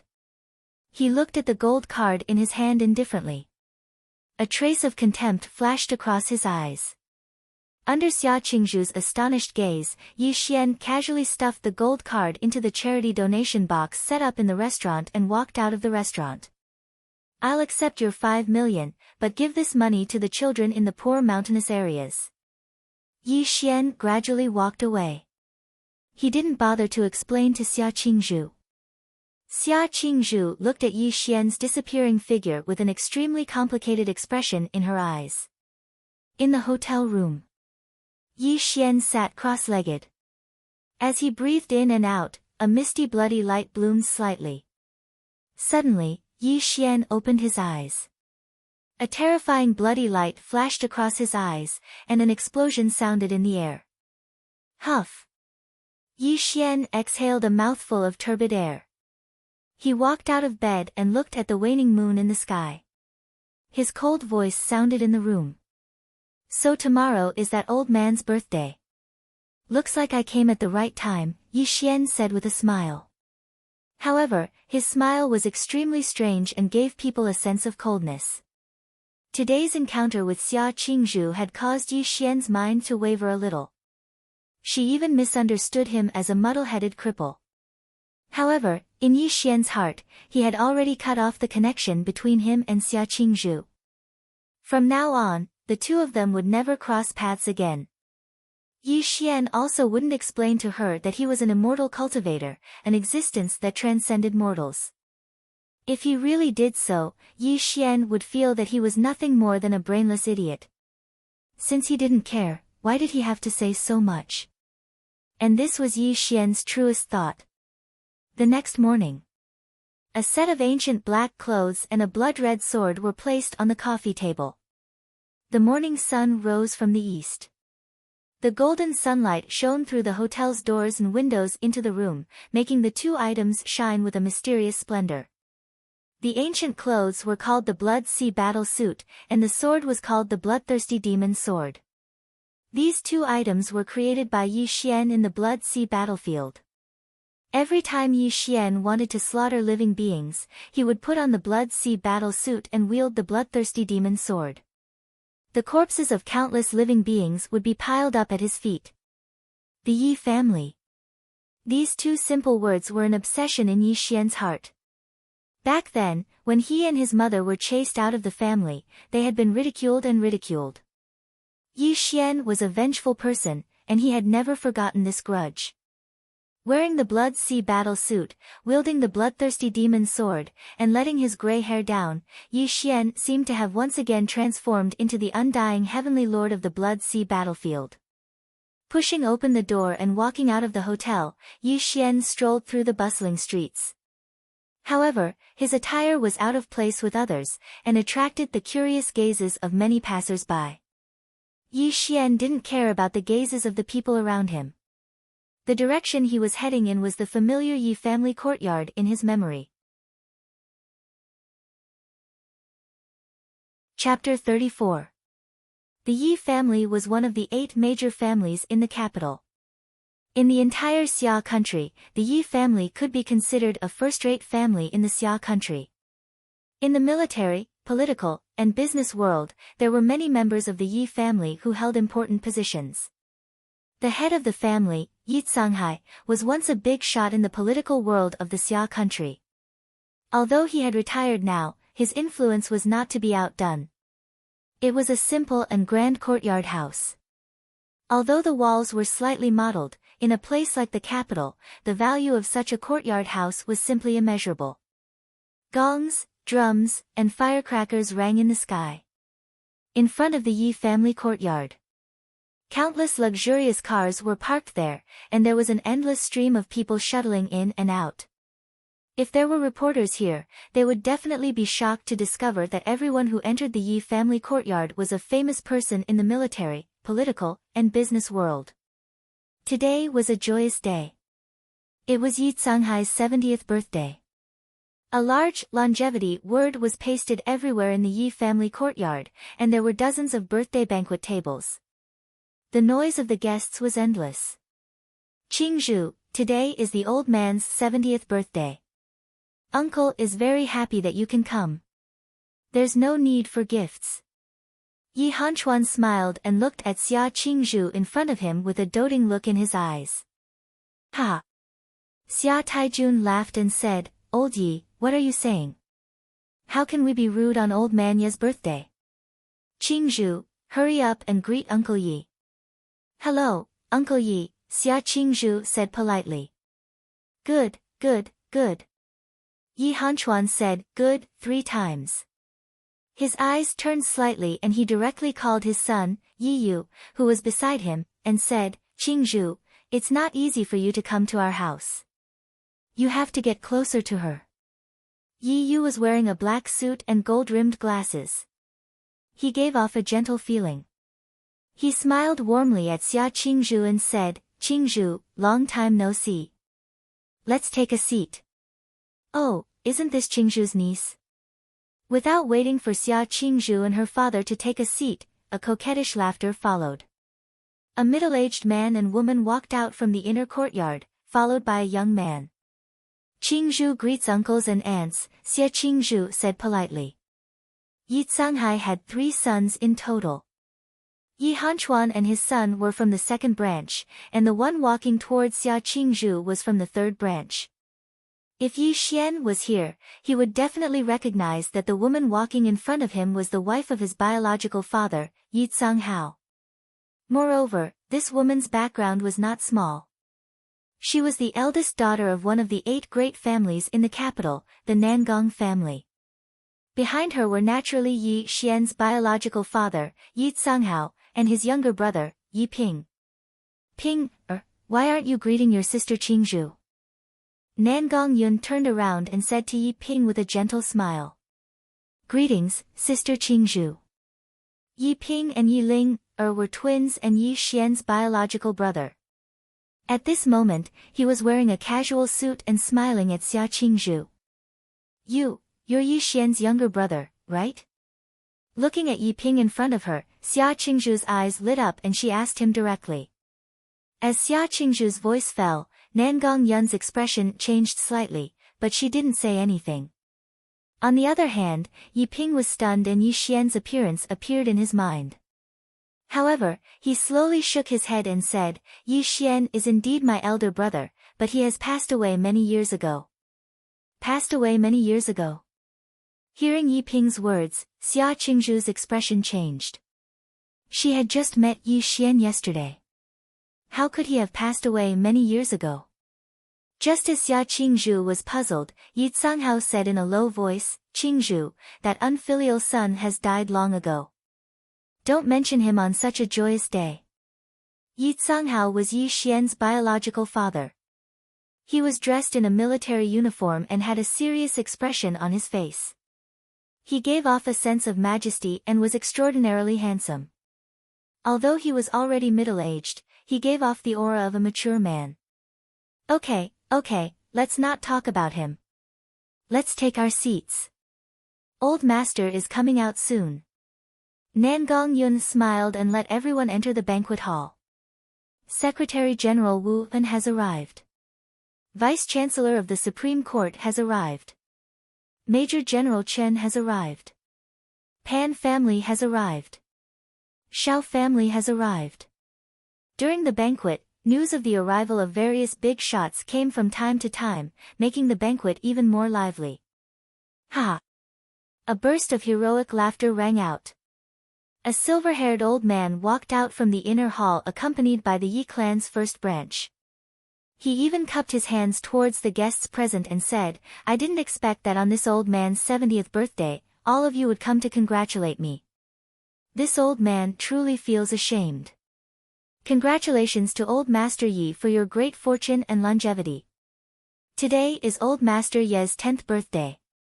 By the time you turn 80, you'll probably have a great-grandchild, right?" All sorts of congratulatory words came from the banquet, making Yi Canghai respond to them one by one with a smile. At this moment, Xia Qingzhu sat in the main seat of the banquet hall with a look of bewilderment on her beautiful face. Ever since she entered the banquet hall, not only did she not see Yi Xian, but she also heard from Yi Ping and Yi Canghao that Yi Xian had long died. That made her feel uneasy. Xia Qingzhu knew that she had guessed wrongly. Yi Xian did not rely on the Yi family to survive, and the Yi family did not know that Yi Xian was still alive. Besides, Xia Qingzhu could tell from Yi Canghao's attitude that, as Yi Xian's biological father, Yi Canghao did not have any kinship with Yi Xian at all. What exactly is going on? Xia Qingzhu muttered to herself. "Sister Qingzhu, what's wrong with you?" Yi Ping asked. Don't you know, that your brother is not dead?" Xia Qingzhu could no longer control the doubts in her heart as she asked Yi Ping directly. Silence. There was dead silence. When Xia Qingzhu said that, not only was Yi Ping stunned on the spot, even Yi Canghao and Nangong Yun who were at the same table looked at Xia Qingzhu with bewilderment in their eyes. No, impossible. Big brother was terminally ill back then. How could he have survived? Yi Ping's voice trembled slightly, and he even forced a smile at Xia Qingzhu. Clearly, he did not believe what Xia Qingzhu said. Dong! Dong! Dong! It was as if the war drums of the dead were beating and thunder from the 9 heavens were exploding. When a series of heavy footsteps sounded in the Yi family's courtyard, a lonely figure was slowly entering the banquet hall. "Little brother, I'm here to take you home." Dressed in a black ancient robe and holding a blood-red sword, Yi Xian's gray hair swayed without wind. When he walked towards Yi Ping, his calm voice sounded at this moment. Everything was silent and the world was silent. When Yi Xian appeared, Yi Ping's eyes widened and he stared at Yi Xian in front of him. Yi Canghao and his wife seemed to have lost their souls as they could not believe what they were seeing at all. Big brother. Yi Ping suddenly got up from his seat, his body trembling uncontrollably. Chapter 35. Silence, extreme silence. Yi Xian's appearance not only made Yi Ping feel like he was in a dream, but he also couldn't believe that not only was his elder brother not dead, but he even appeared in front of him alive. Yi Xian. You. Looking at Yi Xian who was dressed in an ancient costume and exuding an unapproachable aura, Xia Qingzhu wanted to say something but hesitated as an ominous feeling arose in her heart. "Canghao, this is your son, right?" Nangong Yun snapped back to her senses and looked at Yi Canghao, her voice filled with sarcasm. "Little brother, come with me. Mother and sister are waiting for you at home." Unfortunately, Yi Xian didn't even bother to look at Nangong Yun. He looked at Yi Ping silently and said in a low voice. Big brother. Yi Ping looked down and didn't dare to look into Yi Xian's eyes. He was clearly hesitating. Nangong Yun got up slowly and walked directly to Yi Xian. She humphed coldly and said, "I didn't expect you to be alive. This time, you came to the Yi family during Old Master's 70th birthday. Could it be that you and your bitch of a mother want to return to the Yi family? When Nan Gongyun finished speaking, Yi Xian finally retracted his gaze from Yi Ping and looked at Nan Gongyun slowly with a calm expression. However, his next action completely caused an uproar among the guests at the birthday banquet. Smack! A resounding slap rang out, and Nan Gongyun was sent flying. A few bloody teeth fell to the ground, and her body smashed the banquet table she was sitting on. Thud, thud, thud. While everyone was in shock, Yi Xian strolled forward until he was in front of Nan Gongyun. He suddenly stepped on her face and continuously ground his foot. Yi Xian looked down at Nan Gongyun and said in a cold voice, "Do you still remember? Back then, you used a whip to whip me and my son. You even used all sorts of methods to drive us out of the Yi clan. I remember all of this in my mind." Being stepped on by Yi Xian, Nan Gongyun's face swelled up and blood flowed out of her mouth. She never thought that Yi Xian would dare to touch her. "Your mother is a slut, and you are a bastard, this is a fact that can never be changed." Nan Gongyun howled hysterically, like a crazy woman. Crack! Yi Xian's foot landed, and several of Nan Gongyun's ribs were broken. A miserable howl came from her mouth. "Yi Xian, you little bastard. Kill me if you can. Yi Hao, you coward. Hurry up and take care of this little bastard. Unfilial son, stop." Suddenly, Yi Hao's face darkened. He strode towards Yi Xian. "Unfilial son, you're too presumptuous. Why aren't you letting go?" Yi Hao said with a gloomy face. Unfortunately, Yi Xian didn't even care about Yi Hao's rebuke. His foot was still on Nan Gongyun's chest, and the corner of his mouth curved into a cruel smile. "Do you know that today is the day you die?" Shing! A bloody light pierced through the air. A sharp sword was unsheathed, and the sound of the sword rang out. The cold glint of the sword was directly on Nan Gongyun's forehead, as if it would kill her in the next moment.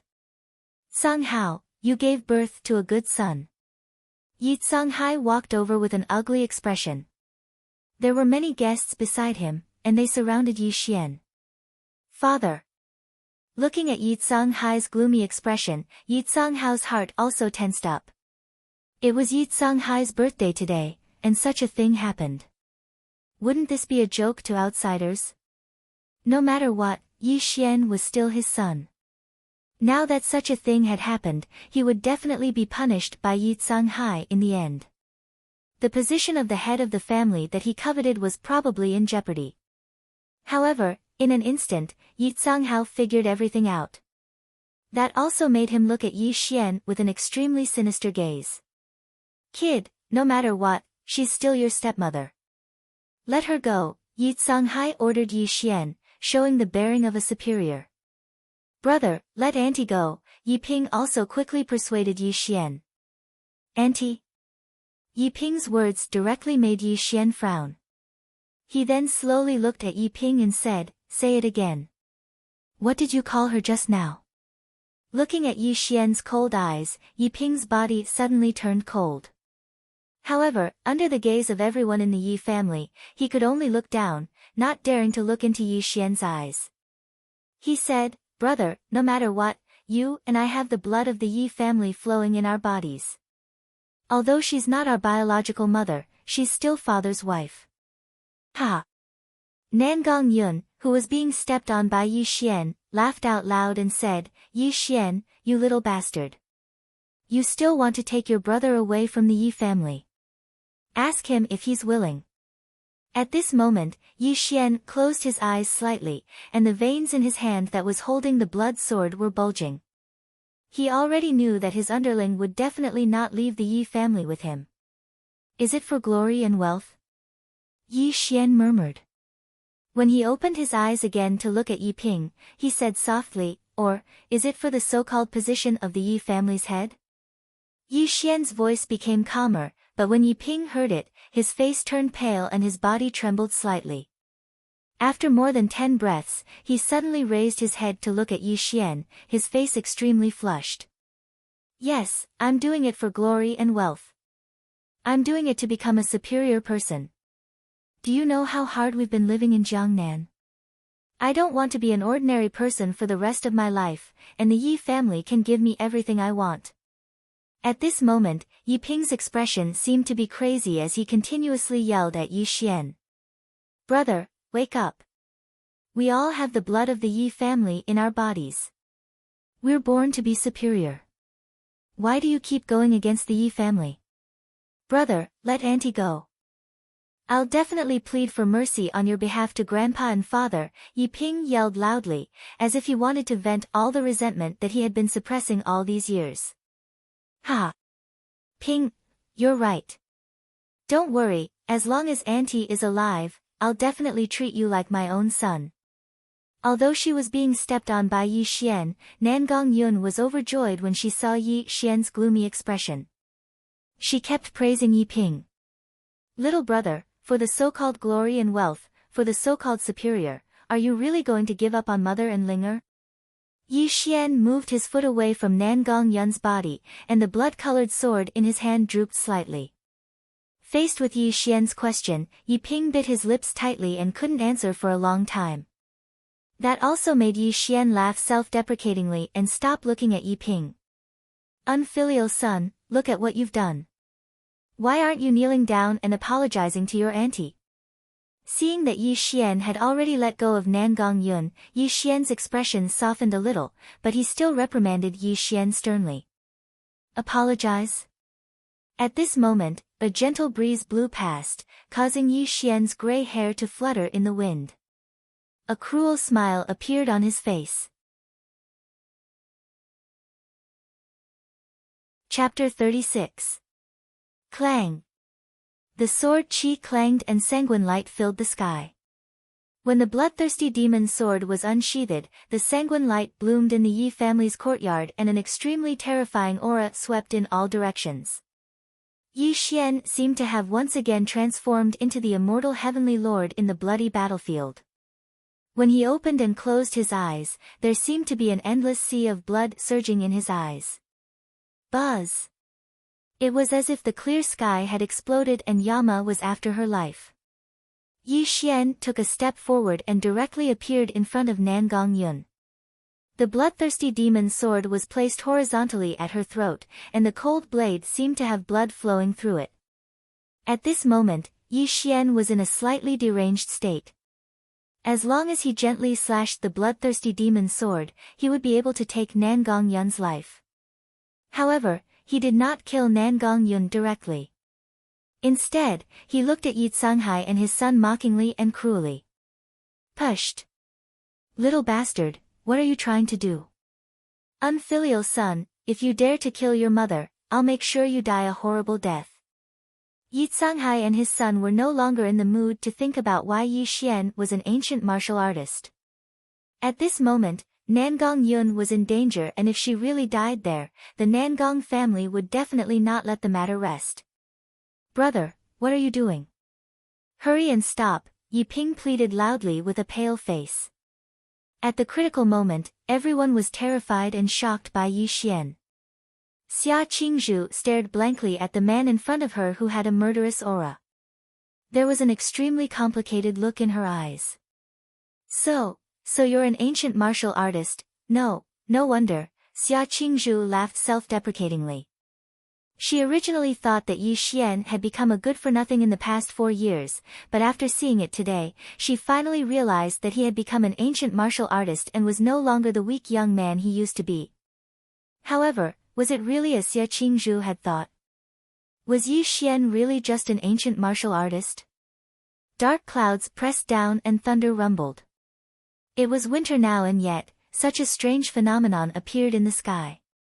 The citizens of Capital City saw it as a great spectacle, but no one knew that such a terrifying phenomenon was caused by Yi Xian.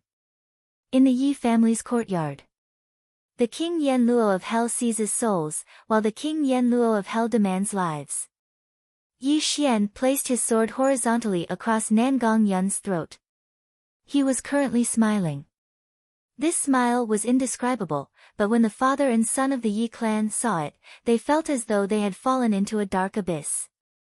Even their souls were trembling slightly. Yi Xian. Yi Xian. Don't kill me. I beg you. Nangong Yun wasn't a stupid person.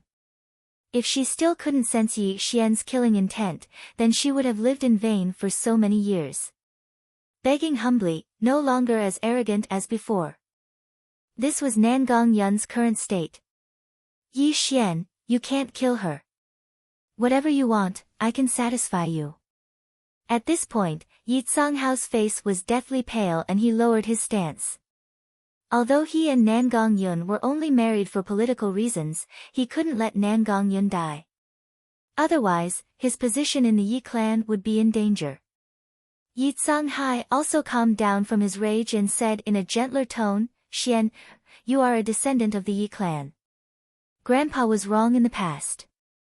As long as you spare her life, you and your mother can be reinstated into the Yi clan's genealogy. Unfortunately, Yi Xian wasn't moved by the promises of the Yi family's father and son. He only had a cruel smile on his face. Die! The blood sword flew through the air, killing everything. When Nangong Yun's head was separated from her body, blood spurted out from her neck and dyed the ground red. A headless corpse twitched on the ground. Such a bloody and cruel scene made everyone fall silent. Nangong Yun is dead. Who is this person? Doesn't he know how terrifying the Yi clan is? He really has guts. I'm afraid this person will be buried here today. The surrounding guests were the first to regain their senses. They made a lot of noise and looked at Yi Xian as if they were looking at a dead person. Even though everyone present could see that Yi Xian was an ancient martial artist, the Yi clan was one of the 8 great clans in the capital. Their background was also extraordinary. If a mere ancient martial artist could be so presumptuous in the Yi clan, then the Yi clan would have been removed from the capital long ago. Yi Xian, you. Are you crazy? You killed her, you will also die. Looking at the bloody scene in front of her, Xia Qingzhu's face turned pale. She couldn't understand why Yi Xian would be so reckless. Traitor, unfilial son, you dare to kill your mother. Yi Tsanghao roared, his body trembling.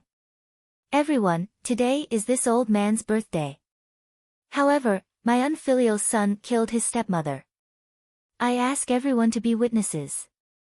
My Yi clan will place righteousness before family. Yi Tsanghai slowly retreated. He looked at Yi Xian as if he was looking at a dead person. Unknowingly, dozens of ancient martial arts experts had already surrounded the Yi family's courtyard. Every one of them exuded an extremely extraordinary aura. The leader was an old man in his 50s. The aura around his body surged endlessly. When his eyes opened and closed, they shone brightly. It was clear that he was a martial arts expert. Mr. Gu, sorry to trouble you. Yi Tsanghai cupped his hands and bowed. Elder Yi, there is no need for this. However, this person is a descendant of your Yi clan. If I am too harsh and kill him, this. Gu Yaobang wanted to say something but stopped. My Yi clan doesn't want this kind of son who killed his stepmother. Yi Tsanghai said firmly. Good. Gu Yaobang received a satisfactory answer and slowly walked towards Yi Xian. The bluestone floor under his feet shattered with every step he took. Yi Xian, run quickly. He is an ancient martial arts grandmaster. You will die. Seeing Gu Yaobang appear, Xia Qingzhu's face turned pale. She warned Yi Xian loudly because she knew that this Mr. Gu was an honored guest of the 8 great clans of the capital. His martial arts cultivation was extremely terrifying. Even though Yi Xian was also an ancient martial arts practitioner, how could he be a match for Gu Yaobang? Qingzhu, shut up.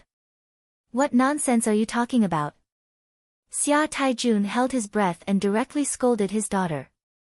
Clearly, at this moment, if he had anything to do with Yi Xian, wouldn't he be inviting trouble?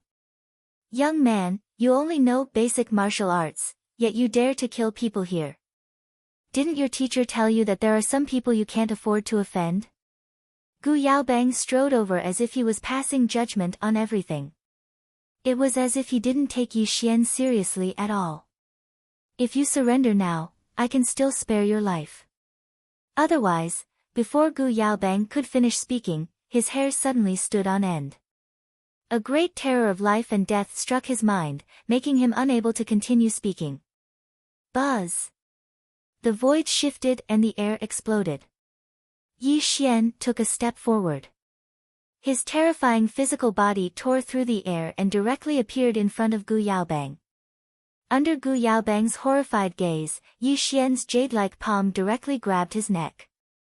A dead man still has so much nonsense to say. Crack!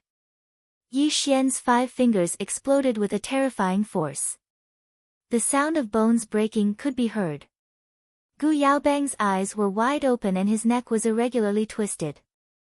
A large amount of blood flowed out from the corner of his mouth. He looked at Yi Xian with an extremely horrified expression. Poof! Poof! Poof! Poof! Blood flowed out from his mouth uncontrollably. Gu Yaobang stared at Yi Xian in front of him. His voice of disbelief rang out intermittently. You're Xiantian. Before Gu Yaobang could finish speaking, his neck was broken by Yi Xian. He died tragically in Yi Xian's hands. Silence, silence, a deathly silence. In the Yi family courtyard, not only were the Yi family members scared out of their wits, but even the guests present were retreating in horror. They looked at Yi Xian with extreme fear in their eyes. Bang! Casually throwing Gu Yaobang's corpse to the ground, Yi Xian looked around at the guests. His cold voice also echoed in the Yi family courtyard. Today, I'm going to start a massacre. Those who have nothing to do with it, please leave. Chapter 37. All the guests who came to the Yi family's birthday celebration were of extraordinary status. They were big shots who could make the Xia tremble with a stomp of their feet. However, there was an old saying that was very good. When an ordinary man was angry, blood would splatter within 5 steps. Within 10 steps, he could kill all his enemies. The meaning of this sentence was that even if you had the power of a country and held supreme power, within 10 steps, a boorish fellow could take your life. Moreover, Yi Xian was not a reckless man. In his eyes, no matter who you were, unless you were a legendary god, you were no different from an ant in his eyes. The guests present were all sophisticated people. They understood the current situation very well. Everyone looked hesitant. Obviously, they were thinking of retreating. Before the guests could make a decision, dozens of ancient warriors took the lead. Yi Xian, I'm sorry. We are no match for him. Goodbye. Several ancient martial art practitioners looked ashamed. They cupped their hands and bowed to Yi Canghai before leaping out of the Yi family compound. Yi Xian, I'll return the 30 million. Take care of yourself. A transforming strength master shook his head and sneered. He walked out of the door. 30 million was tempting, but compared with his life, he knew very well what to choose. The dozens of ancient warriors left in 2s and 3s. Facing a terrifying man who could easily kill Gu Yaobang, they couldn't even muster a trace of fighting spirit. The whole place was silent and the atmosphere was heavy. Yi Canghai and his son looked terrible. Although they hated the shameless faces of these ancient warriors, the key problem now was how to solve the problem in front of them. Little brother, where it's possible to make mistakes, one should forgive them. After all, you are also a descendant of the Yi family. Why don't we sit down and talk? A political boss stepped forward with a smile on his face. Who are you? Yi Xian narrowed his eyes and asked. Let me introduce myself. I am the Assistant Minister of the Ministry of Revenue, Li Qi. Blood flashed and a head fell to the ground. Before the man could finish his words, the so-called Assistant Minister of the Ministry of Revenue was killed by Yi Xian on the spot, turning into a headless corpse that fell to the ground. Hiss! Gasps could be heard from the guests present. Their expressions were filled with fear, and no one dared to stand up for the Yi family. Their gazes towards Yi Xian were filled with fear. I'll only give you 10 breaths of time. If you don't leave, then you'll never be able to leave. Yi Xian's eyes narrowed slightly, and the bloody light around him bloomed slightly. An extremely terrifying murderous intent erupted. It was obvious that he was not just saying it, but really wanted to kill. Elder Yi, we are powerless today. Please forgive us. One of the big shots in the political world cupped his hands and said goodbye. He didn't even say a word and directly walked out of the door with his family. With one person taking the lead, this silent fear instantly magnified. Guests continuously bid farewell and left, causing the faces of the Yi clan members to turn even paler. They looked at Yi Xian with even more fear in their eyes. Yi Xian, you little bastard. Even if you are an ancient martial arts grandmaster, do you really think that the Yi family is easy to bully? Thud, thud, thud. Numerous footsteps came from outside the door. Yi Hanchuan was seen leading hundreds of guards into the Yi family's courtyard. These guards were fully armed and had live ammunition. It was obvious that they had received formal training. Shoot him for me. Without any nonsense, Yi Hanchuan roared loudly. Hundreds of guards held submachine guns in their hands and directly pulled the trigger. The flames that tore everything apart shot towards Yi Xian. Thud, thud, thud. The sound of countless bullets whistling was heard, and hundreds of tongues of fire were raging. In the face of modern heavy weapons, Yi Xian sneered and didn't take them seriously at all. Kill. The King of Hell took lives, and the King of Hell took souls. Yi Xian slashed out with his sword and directly cut more than 10 guards in half. A large amount of blood spurted out, and an extremely strong smell of blood filled the entire Yi family's courtyard. Broken limbs and blood flowed like a river. Yi Xian seemed to have turned into an Asura from the underworld. A large number of floating corpses fell at his feet. Under the reflection of the blood on the ground, it made him even more terrifying. Why is it like this? Is he still human? Yi Hanchuan trembled all over. Looking at the hundreds of guards who died on the spot, he seemed to have lost his soul. He was completely shocked by Yi Xian's terrifying means. Boom! There was an explosion in the void. When the hundreds of guards were all dead, the air was filled with the pungent smell of blood. Yi Xian walked towards Yi Hanchuan step by step. Yi Hanchuan suddenly woke up when the bloodthirsty demonic sword was pressed against his throat. Xian. Don't kill me. I am your second uncle. Plop. When death really came, Yi Hanchuan directly collapsed to the ground. He looked at Yi Xian, who was full of murderous intent. His eyes were filled with uncontrollable fear, and he even humbly begged Yi Xian. Yi Xian, stop. You have killed enough people. No matter what grudges you have against the Yi clan, he is still your second uncle. Xia Qingzhu's face was pale, and a large amount of tears appeared in her eyes. She quickly walked towards Yi Xian, and when she opened her arms and hugged Yi Xian from behind, Yi Xian's ferocious expression gradually eased. The world was silent, and not a sound could be heard. When Xia Qingzhu hugged Yi Xian tightly, a glimmer of hope appeared in Yi Hanchuan's eyes. He looked at Xia Qingzhu with gratitude. Yi Hanchuan knew that Yi Xian and Xia Qingzhu were childhood sweethearts. If there was anyone present who could stop Yi Xian, it would be Xia Qingzhu. Yi Xian, Qingzhu begs you, let go of the hatred in your heart. Xia Qingzhu hugged Yi Xian tightly, and her choked voice slowly sounded. Let go. How? Yi Xian's ferocious expression disappeared, and his expression returned to normal. Come home with me, and let us return to the past. From now on, we will no longer care about these things, Xia Qingzhu said softly. Nephew Yi Xian, uncle was too harsh on you in the past. This is uncle's fault. Today, you have killed Nangong Yun, and hundreds of lives in the Yi clan. Why don't you just let go? Xia Taijun even spoke to persuade him. Looking at the scene in front of him, Yi Canghai's expression changed several times. He quickly said, "Grandson, this is all grandfather's fault. Please calm down." After Yi Canghai finished speaking, he gave Yi Canghao a meaningful glance. This caused Yi Canghao to feel ashamed and angry, but he still suppressed his anger and forced a smile towards Yi Xian. "There's no such thing as an insurmountable obstacle between us, father and son.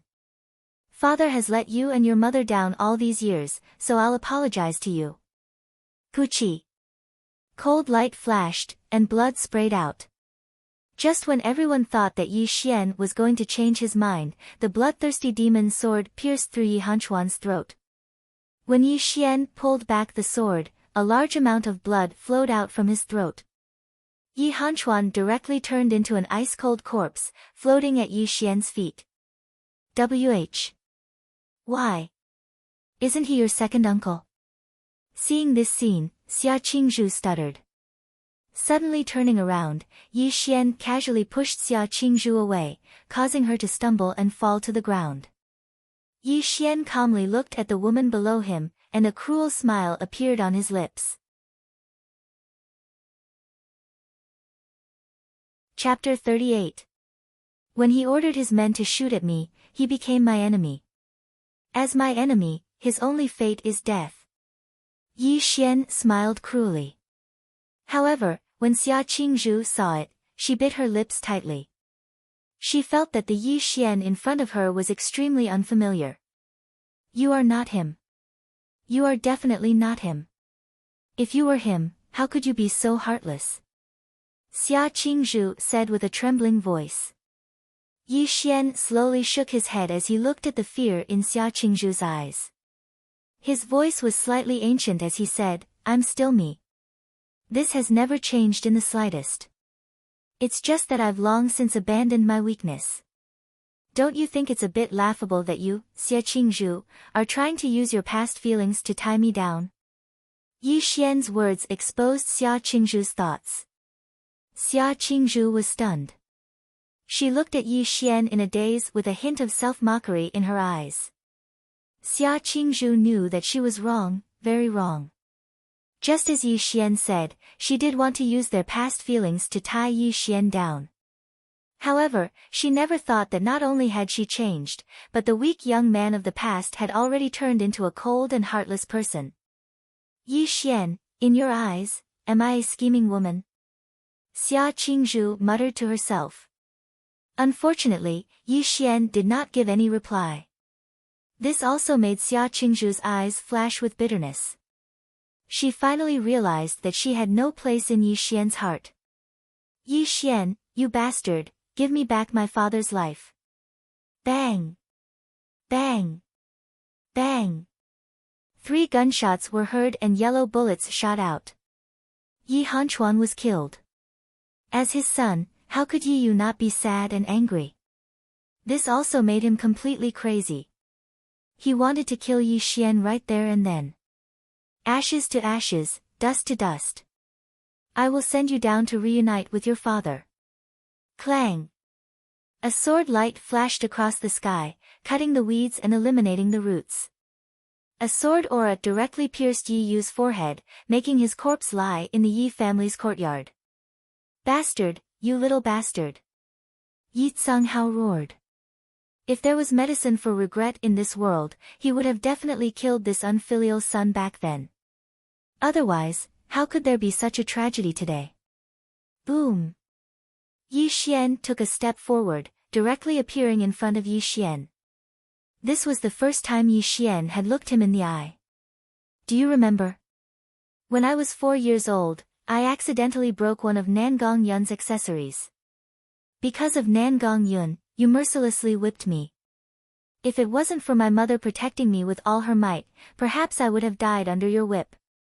At this moment, Yi Xian put away the bloodthirsty demon's sword.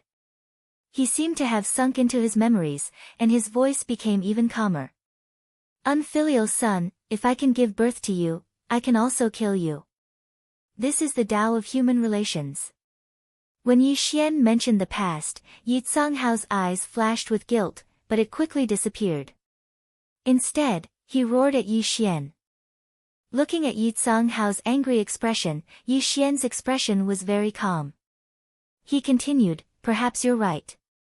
If the father wants the son dead, the son has no choice but to die. However, my mother doesn't owe you anything. As your personal maid, not only did she take care of you in every possible way, she even gave birth to 3 children for you. Yet, you heartlessly abandoned her. If you hadn't left the Yi family so early back then, perhaps she would have died in Nangong Yun's hands. Today, I will settle this debt. The wind and clouds were calm, untainted by smoke and dust. Yi Xian was very calm.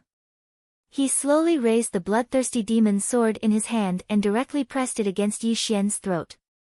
It was as if Yi Xian only needed to lightly push the tip of the sword forward to end Yi Canghao's life. You want to kill me? Yi Canghao's expression was extremely complicated. He was just a mortal who was also afraid of the arrival of death. Even though he was a hedonistic young master when he was young and did many wrong things, Yi Canghao definitely couldn't bring himself to beg for mercy in front of his own son. The heavenly Tao is good at reincarnation. Who will the heavens spare? If it weren't for the cause back then, how could there be today's result? Yi Xian seemed calm, but in fact, his heart was in turmoil.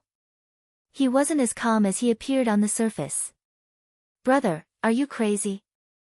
Yi Ping quickly walked in front of Yi Xian and directly blocked Yi Xian behind him.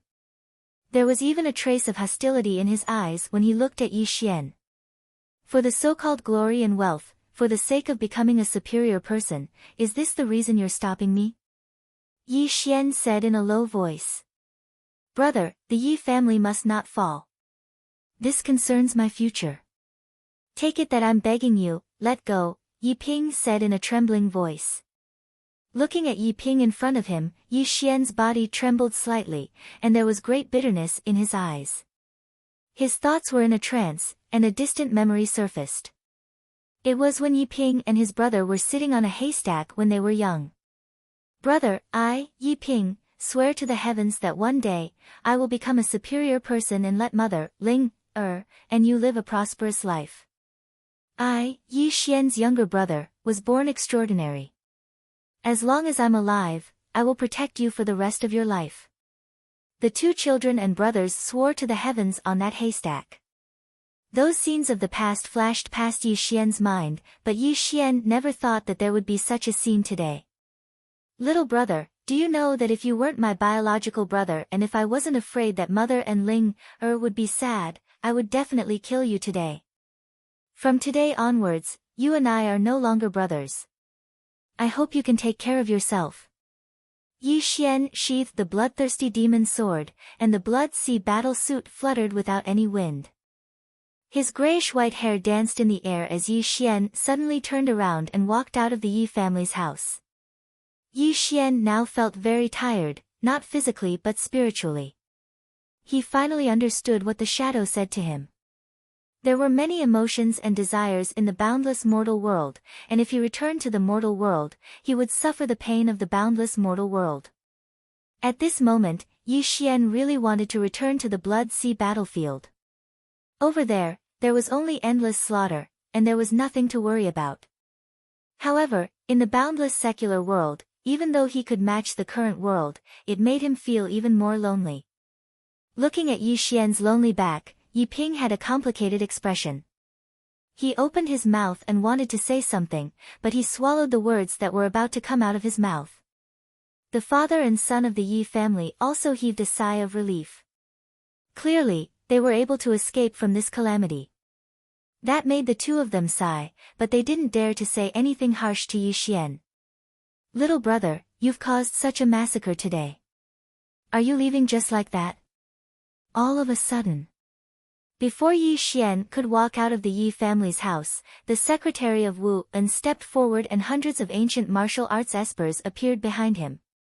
Clearly, when Yi Xian slaughtered the Yi family, he had already mobilized the members of the Wu En department to support the Yi family. Screech, the sound of vehicles braking suddenly came from outside the Yi family's house. Dozens of military vehicles were parked in front of the door, and countless soldiers surrounded the Yi family's house. There were also many snipers lurking on the roofs. When many sophisticated high-tech weapons appeared in the hands of the soldiers, the secretary of Wu and department finally heaved a sigh of relief. He was full of confidence in capturing Yi Xian. Little brother, killing hundreds of people is a serious crime in Xia Nation. You may be an ancient martial arts guru, but there will be no exceptions. Come with me.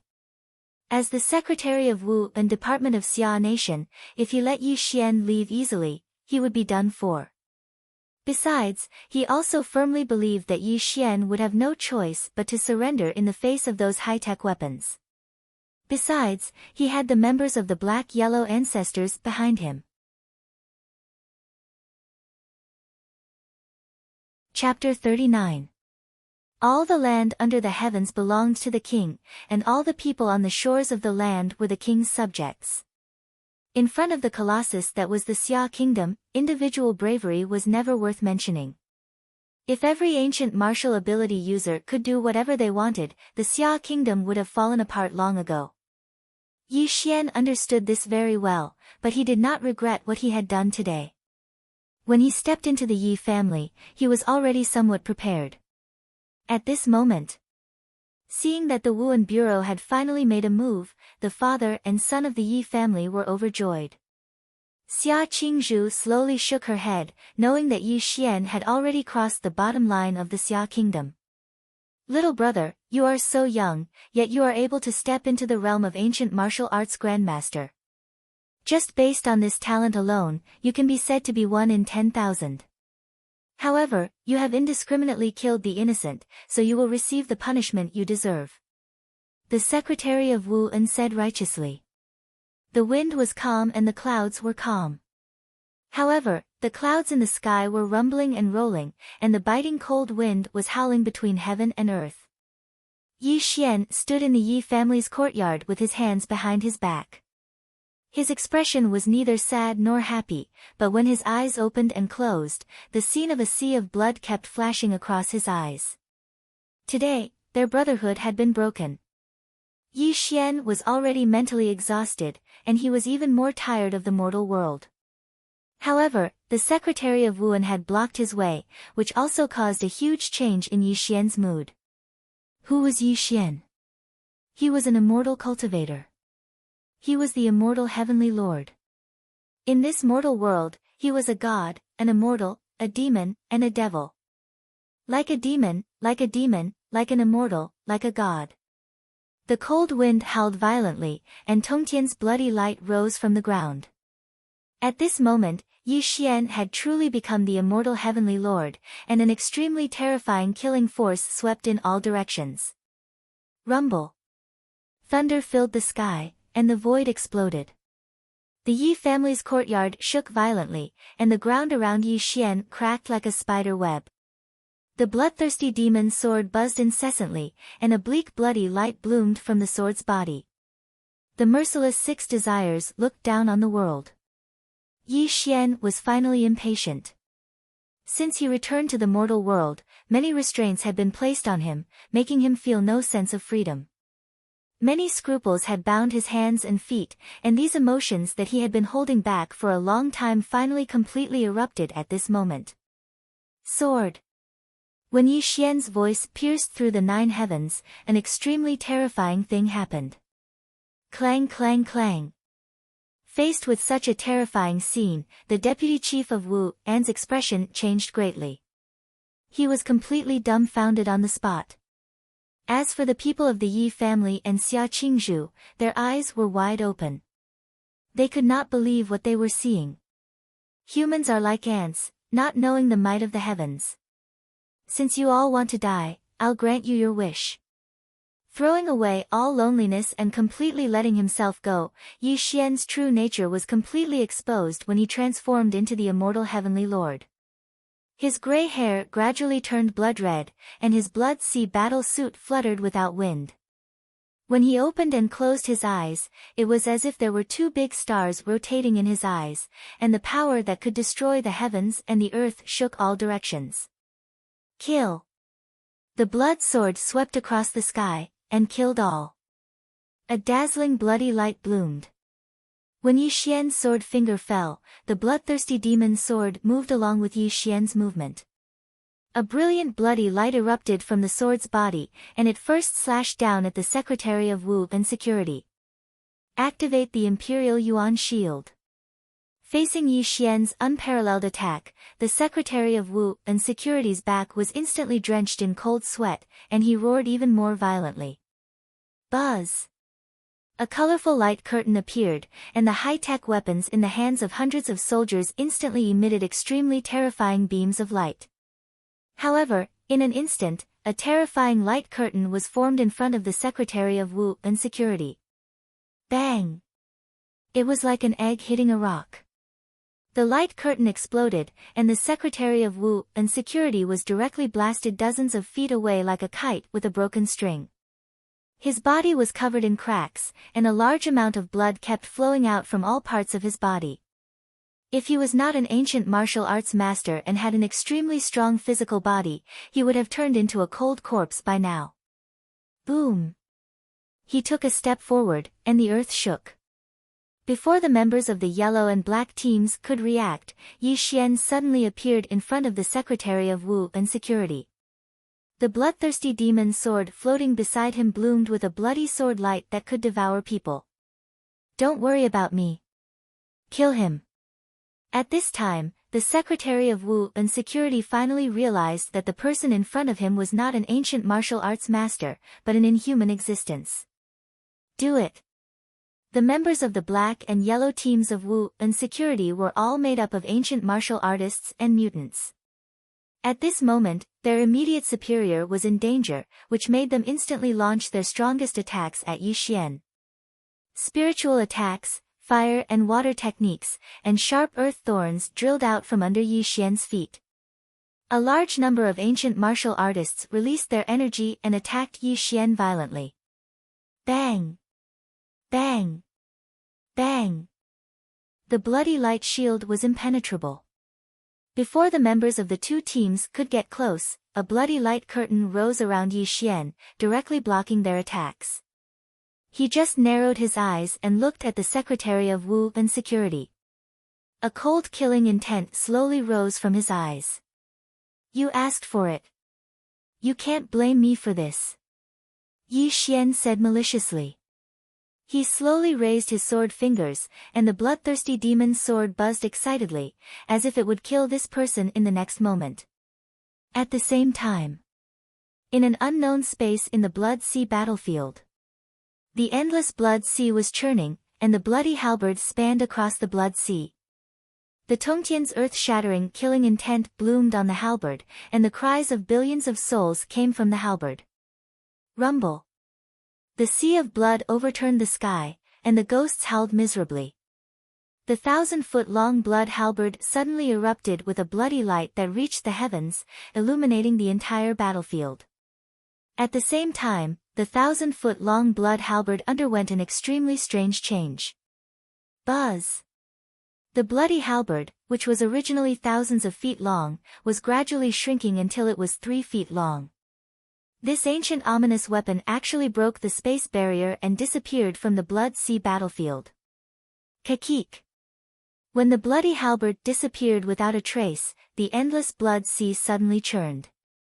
A terrifying and creepy laughter resounded throughout the Blood Sea battlefield, and countless bloody figures escaped from the Blood Sea. We're free, we're finally out. With the heaven-destroying halberd gone, who else in this world can suppress us? Kill them until they bleed. Blood food, a large amount of blood food, there is blood food that I need in the banished land. Countless blood shadows laughed eerily, causing the entire Blood Sea battlefield to rumble. Roar. The roar of beasts was extremely ferocious. On both sides of the Blood Sea, countless strange beasts were galloping. The excited roar sounded as if they had been imprisoned here for many years, and now they were finally free. How dare you!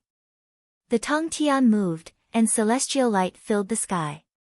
When such a strange movement occurred on the Blood Sea battlefield, a shadow crossed the sky, and an extremely terrifying celestial light bloomed around him. Chapter 40. Even though the heaven-destroying halberd has left, I'm still here. Don't even think about escaping. The shadow roared majestically. Runes filled the sky as he moved his palms and fingers, sealing off the broken spatial barrier and blocking the escape of the blood-red creatures. Yuan Ling, you're just the weapon spirit of the immortal scripture. Do you think you can trap us? Countless blood-red figures roared furiously, and terrifying killing techniques were unleashed, bombarding the spatial barrier that had just been sealed. The spatial barrier that had just been sealed was once again shattered. I'm the weapon spirit of the immortal scripture. I'll guard the ancient battlefield forever. The shadow roared again and again. Terrifying light bloomed around his body. When the light faded, the shadow transformed into the immortal scripture's original body and used it to block the broken spatial barrier again. Kakik. Yuan Ling, even though you've transformed into your original body to seal the spatial crack, I don't believe you can do it forever. When your primordial chi is exhausted, it'll be the time for us to leave.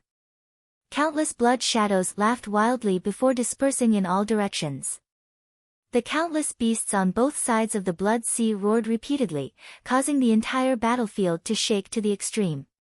Yi Xian. You bastard, the heaven-destroying halberd is looking for you. These guys have come out of the seal. If the Earth Immortal Realm knows about this, not only will I die, but you will also suffer a life and death calamity. The immortal scripture's original body roared again and again. Obviously, today's shocking change was caused by Yi Xian. When Yi Xian transformed into the immortal heavenly lord, the heaven-destroying halberd was connected to his mind. It was afraid that its master would be in danger, so it broke through the Blood Sea battlefield and went to find its master. The heaven-destroying halberd was the weapon that suppressed the Blood Sea battlefield. Without it, these sealed blood-red creatures would definitely escape to the outside world and cause great chaos. The shadow didn't pity the lives of the mortals in the outside world. He was afraid that this change would attract the attention of the Earth Immortal Realm. If this really happened, he and Yi Xian would suffer a great calamity. In the Yi family courtyard, the bloodthirsty demon's sword buzzed incessantly. The head of martial security closed his eyes and waited for death. But at this critical moment, an anxious voice came from afar, and over 100 figures rushed towards the Yi family courtyard. Mr. Yi, please stop. Before the Azure Dragon Man arrived, his voice had already reached Yi Xian's ears. This caused Yi Xian to frown slightly, and the bloodthirsty demon's sword also stopped at this moment. Azure Dragon, the leader of the Earth Group, had a lot of power in the Wuan department. When the Wuan secretary sent the news back to the Yi family, Azure Dragon knew that something bad was going to happen. He even brought the members of the Earth Group to the Yi family. Mr. Yi Xian, please calm down. Today's matter is just a misunderstanding. I will definitely give you a satisfactory explanation. Azure Dragon quickly walked in front of Yi Xian and bowed to him. Such a scene caused the head of martial security to be stunned on the spot. As for the members of the black and yellow teams, they were even more puzzled. The ones who were the most shocked were none other than the Yi father and son and Xia Qingzhu. The people present were not idiots. The dignified leader of the Wuan department's Earth Group actually bowed to Yi Xian. From this, it could be seen that there was a secret that no one could imagine. Azure Dragon, are you crazy? The head of martial security was the first to recover from his shock. He angrily rebuked the Azure Dragon. This person has killed over 100 people and has already violated the bottom line of our China. Could it be that you want to save him? That's right, Lord Azure Dragon. Although this person's cultivation is terrifying, he has already violated the great taboo of our Wuan department. There were even more members of the Wuan department who muttered softly. Save him. Hearing the head of martial security's reprimanding words, a wry smile appeared on the Azure Dragon's face. He couldn't help but blame the head of martial security in his heart. How could he be saving Yi Xian? He was saving your life now. The Azure Dragon's expression gradually turned cold as he looked at the head of martial security and said, "Sir, Mr. Yi is a guest of our Earth group. The reason he did this today is because our Earth group received news that the Yi family has colluded with foreign terrorist organizations to harm the interests of our China. Mr. Ye's actions today were also ordered by our Earth group." As the Azure Dragon's words fell, the head of martial security's eyes widened. He looked at the Azure Dragon in disbelief. As long as he wasn't a fool, he could tell that the Azure Dragon was spouting nonsense. "Azure Dragon, you actually dare to slander our Yi family?" Yi Canghai's expression changed drastically as he angrily rebuked him. "Humph." The Azure Dragon snorted disdainfully, "Whether it's slander or not, it's not up to you to decide. Others are afraid of your Yi family, but my Azure Dragon bloodline has been passed down since the founding of the country. I don't know how many storms have we gone through, but if I really find out that your Yi family has colluded with foreign terrorist organizations, no one in China can save you." The Azure Dragon's voice was resolute and decisive. He was clearly telling Yi Canghai, "So what if I slandered your Yi family?" The head of martial security seemed to have great power, and the 8 group leaders under him were his subordinates. However, this was only a relationship in name. The true leader of the 8 group members was their group leader. Every group leader had a bloodline that had been passed down since the founding of the country. The head of martial security was only a link to convey the orders of the higher-ups. "Azure Dragon, you have to give me an explanation for what happened today," the head of martial security said in a low voice. "Mr. Yi Xian is a guest of my Earth team. I will report this matter directly to the higher-ups. You don't have to worry about it," the Azure Dragon said calmly, clearly trying to protect Yi Xian. In fact, if it were anyone else, the Azure Dragon wouldn't want to fall out with the head of martial security and the Yi family. However, when the Azure Dragon found out that Yi Xian had saved the entire plane, he knew that no matter what, he had to tie Yi Xian firmly to the Earth team. Moreover, the Azure Dragon was sure that when the higher-ups received this news, their attitude towards Yi Xian would change drastically. Not to mention killing a few people from the Yi family, even if it was something that went overboard, they would only pretend that they didn't see it. Good, good, good. I didn't expect that after I stepped down from that position, even the Earth team would bully my Yi family. I will remember what happened today." Yi Canghai's face was filled with shame and anger as he turned around and walked towards the inner hall. Yi Canghao and Yi Ping looked at Yi Xian with a complicated expression. They didn't stay any longer and directly left the troublesome place in front of them. "Mr. Yi, I'll send you back," the Azure Dragon said with a smile. A monstrous massacre turned into nothingness. Yi Xian naturally saw everything that the Azure Dragon had done. However, his expression was neither sad nor happy, but there was an inexplicable glint in his eyes. In fact, if the Azure Dragon hadn't appeared, Yi Xian would have let go of all his worries and directly turned into the Immortal Heavenly Lord to kill everyone present. After that, he would also let the world know his identity as an immortal cultivator. In his heart, he already had plans to face the entire world. However, the appearance of the Azure Dragon changed the situation. Yi Xian took advantage of the situation and his killing intent also quietly disappeared. After all, his mother and sister were still at home. If his true identity was revealed to the world, his family would probably become the center of attention. This was also something that Yi Xian didn't want to see.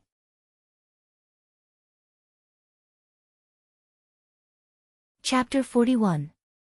In the capital, in an unknown courtyard. A stone platform, 2 stone stools, and a pot of tea were placed on the stone platform. The Azure Dragon had a wry smile on his face, and from time to time, he would fill Yi Xian's cup with water. Behind the Azure Dragon stood many members of the Earth group, looking at Yi Xian with curiosity and reverence in their eyes. In the Yi family's courtyard, the strength that Yi Xian had displayed had already shocked the members of the Earth group. They were absolutely certain that this Lord Yi Xian had long since stepped into the legendary pre-celestial stage. Otherwise, how could he kill with his sword and create such a terrifying might? The strong were respected, even in this modern city, and the members of the Earth group all had a sense of arrogance. However, in front of Yi Xian, their arrogance was completely restrained. This was also their respect for the strong. Mr. Yi, you have done something that has shaken the capital today. The Azure Dragon laughed bitterly. Yi Xian also knew that today's matter had made things difficult for the Azure Dragon, and he was not someone who did not know what was good for him. He slowly nodded at the Azure Dragon and said, I will remember this favor in my heart. If you are in trouble in the future, you can come to Jiangnan to find me.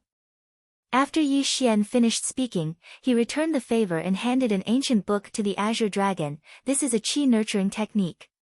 If you cultivate diligently, you will be able to step into the pre-celestial stage in less than half a year. He never thought that Yi Xian would actually give him such a heavy gift. This also made him stand up and bow to Yi Xian, saying, such a heavy gift, the Azure Dragon does not dare to accept, but today's matter still needs to be explained to the higher-ups. Please stay in the capital for a few days, the leaders might want to meet you. Yi Xian slowly nodded. Without needing the Azure Dragon's explanation, he understood that the upper echelons of China would definitely want to meet with him.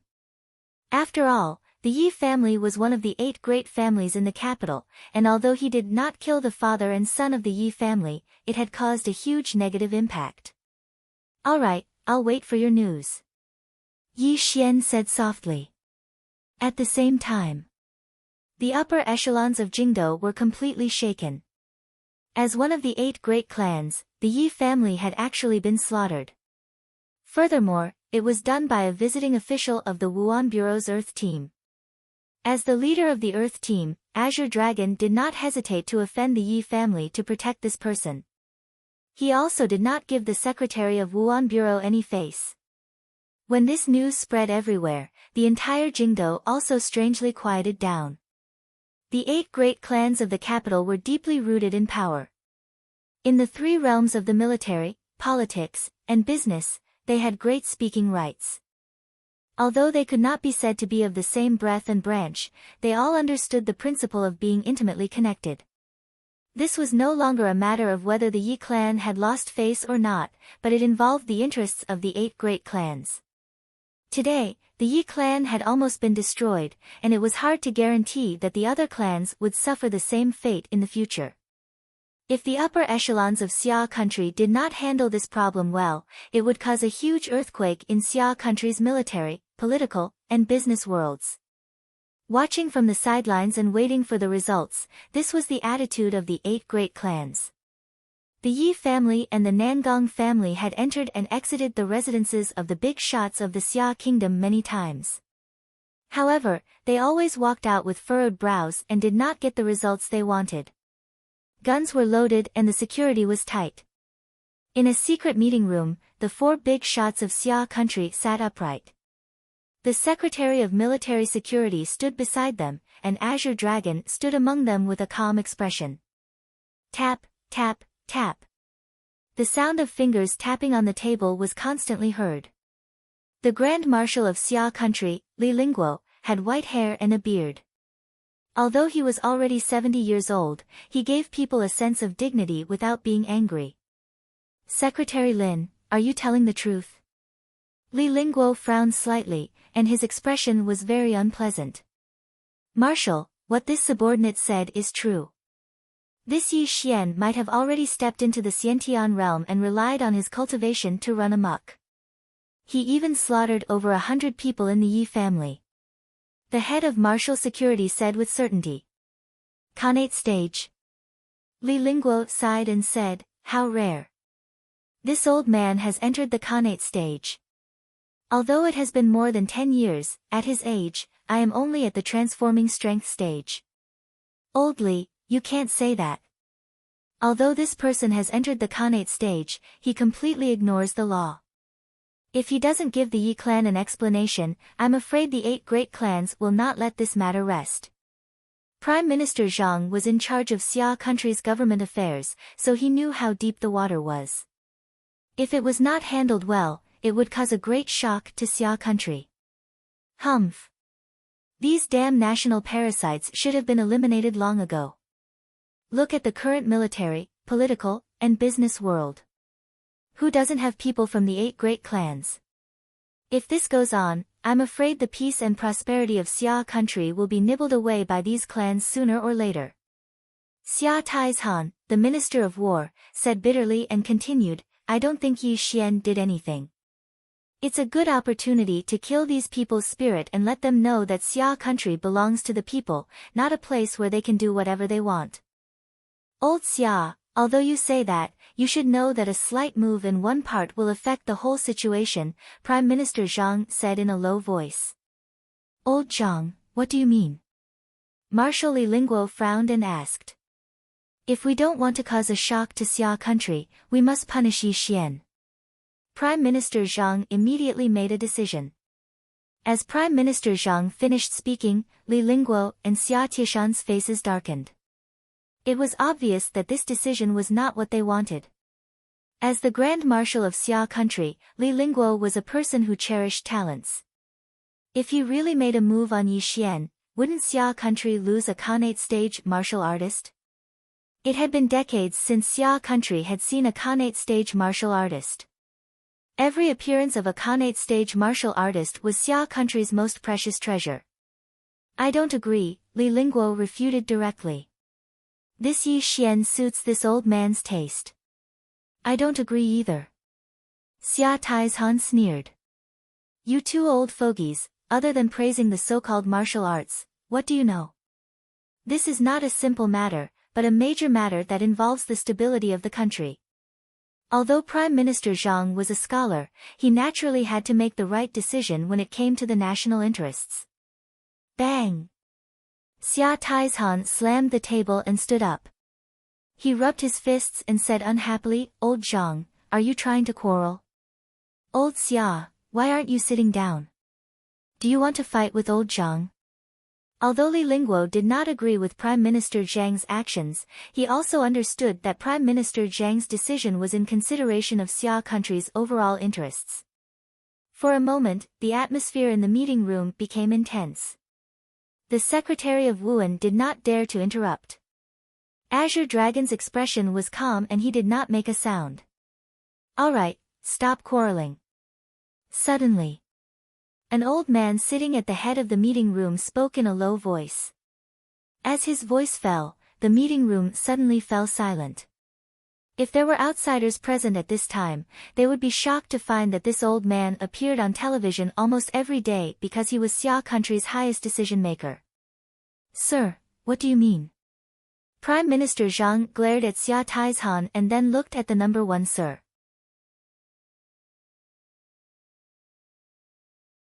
Chapter 42. At this time, Li Lingguo and Zhang Taizhan also looked at the First Minister. Obviously, the final decision was also in his hands. Azure Dragon, give me an explanation. Why did you stop the Secretary of Military Security from arresting him?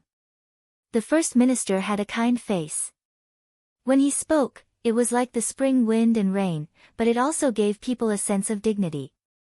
This kind of temperament could only be seen on him in the entire Xia.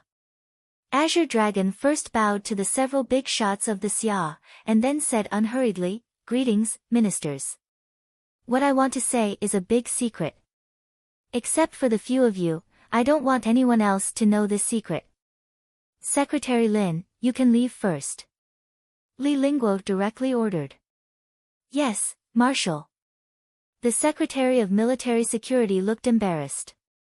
He glared at Azure Dragon and turned to walk out of the meeting room. Well, there's no one else here. You can speak. Prime Minister Zhang said in a low voice and continued, but I want to tell you that if you don't give us a satisfactory explanation, you will be punished for releasing Yi Xian without permission. Looking at the serious faces of the leaders, Azure Dragon smiled and said, I wonder if the leaders still remember the hijacking incident some time ago. Huh? As Azure Dragon's words fell, the faces of the leaders froze. Their eyes were filled with shock as they looked at Azure Dragon. What does the hijacking incident have to do with Yi Xian? Don't, wait. Prime Minister Zhang angrily rebuked, but before he could finish, the First Minister interrupted him and walked quickly to Azure Dragon. A wisp of light appeared in his eyes as he said, "Do you mean that the person who saved the entire plane was Yi Xian? Old Minister is wise. That's indeed the case." Azure Dragon smiled and complimented him at the right time. Then, he fell silent. How is this possible?" Prime Minister Zhang exclaimed. He was completely confused. "Azure Dragon, what evidence do you have?" Li Lingguo suddenly burst out with the aura of a Xiantian warrior, which proved that he was not calm at the moment. Although the Minister of War, Xia Taizhan, did not say anything, he stared at Azure Dragon, trying to see if he was lying. Looking at the shocked expressions of the few people, Qing Long seemed to have expected this. He leisurely said, "Senior leaders, you are wise. Yi Xian took this plane to the capital. Moreover, when the plane was hijacked, it was this person who killed the terrorists." At this point, Azure Dragon paused for a moment and continued, "If we're talking about evidence, the flight attendants on the plane should be able to serve as witnesses. His identity information is on the register. During this period, I even spoke to him personally. Moreover, when the plane crashed, this Mr. Yi disappeared. However, he appeared in capital city that day." Hearing Azure Dragon's words, the leaders fell completely silent. They already believed him a little. If Azure Dragon was lying, he would definitely not be able to bear the responsibility. "Azure Dragon, you've done well." The first chief spoke first and patted Azure Dragon's shoulder approvingly. "Azure Dragon, this matter is extremely confidential and must not be leaked. Arrange a time for us old men to meet with him." Li Lingguo said excitedly. "That's right. If he is that extraordinary person, we must have a talk with him." Prime Minister Zhang's tone changed. Clearly, Yi Xian's weight in his heart was not something the 8 major families could compare to. Good. Azure Dragon, you've done well.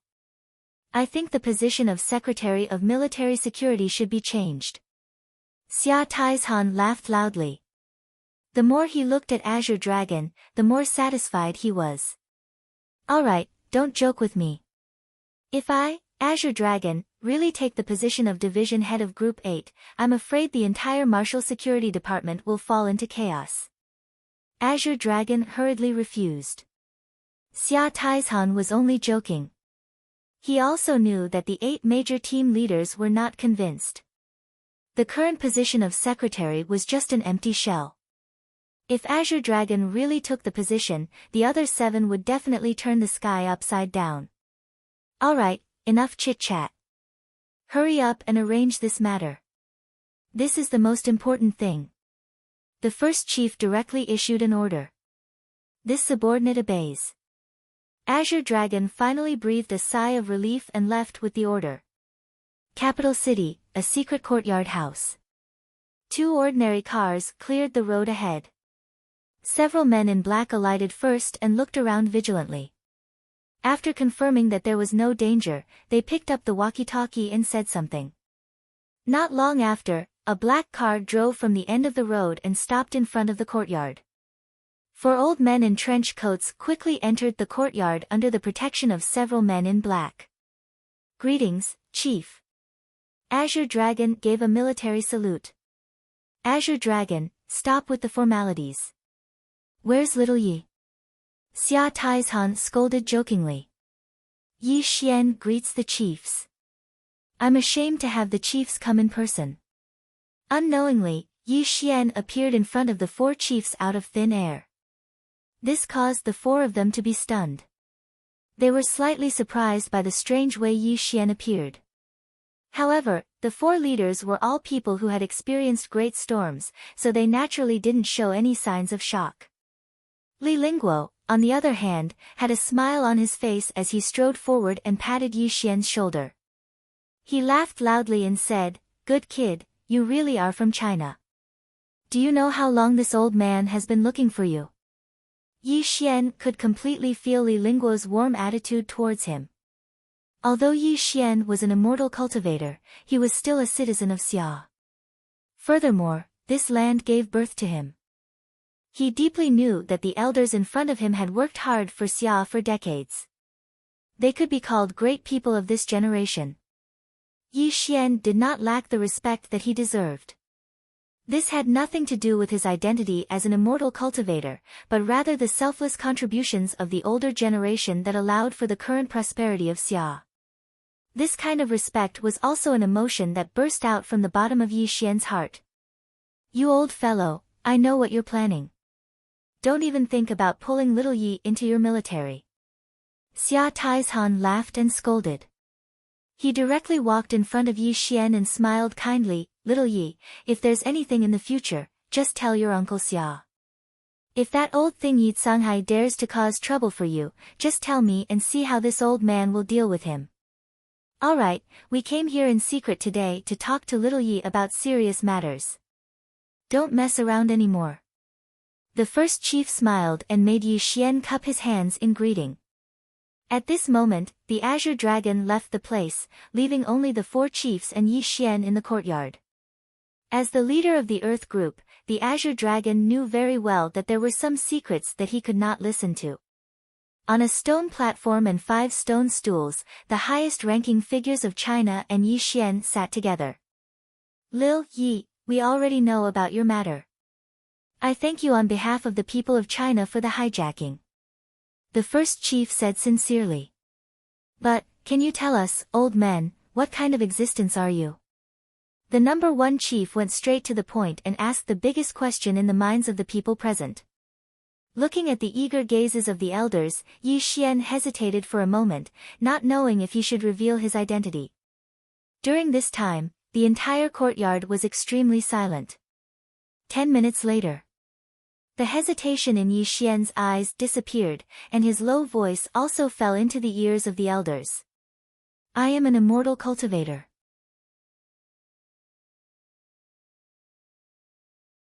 Chapter 43. The sun set in the west and night fell. When the first ray of moonlight shone down, the 4 big shots of China had already been in the courtyard for a full 10 hours. Azure Dragon was smoking outside the door with an anxious look on his face. He never thought that the first conversation between the 4 big shots and Yi Xian would take so long. The Azure Dragon's heart was filled with curiosity. He really wanted to go in and see what kind of magic Yi Xian had that could make the 4 leaders, who were so busy every day, waste so much time here. Creak. The door to the courtyard house was pushed open. The 4 big shots of China and Yi Xian walked out together. Azure Dragon quickly put out the cigarette in his hand and walked towards the 4 chiefs. Little Yi, you don't have to send me off. When you come to the capital in the future, you must come to my house. Your aunt is proficient in the 8 major cuisines. If she knows that you are coming, she will definitely welcome you.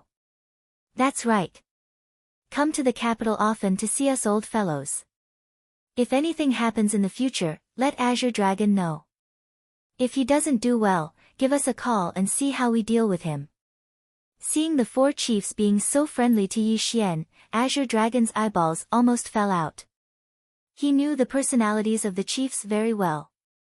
Their every word and action represented China. They were extremely harsh even to their own children. However, the scene in front of him made Azure Dragon feel as if he had fallen into a dream. He could not believe what he was seeing. If Yi Xian comes to the capital again, he will definitely pay a visit. Yi Xian said with a smile. Alright, alright, alright. Little Yi, you don't have to send us off. If we don't go back now, we will attract the attention of some people. I'm afraid we will cause trouble for little Yi again. Azure Dragon opened the car door and the 4 big shots of China entered the car. He then sat in the front passenger seat. As the car started, it gradually disappeared at the end of the road. In the car, the 4 big shots were glowing. Although they did not say anything, Azure Dragon, who was sitting in the front passenger seat, could feel that they were in a very good mood.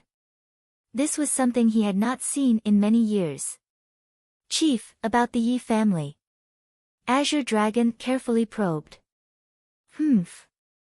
At the mention of the Yi clan, the faces of the chiefs changed. Li Lingguo even snorted coldly and said, a small Yi clan doesn't know the immensity of heaven and earth. I'd like to see if the 8 great clans can overturn the heavens. Old Li, I'll leave this matter to you. If they don't know when to stop, then there's no need to show them any mercy.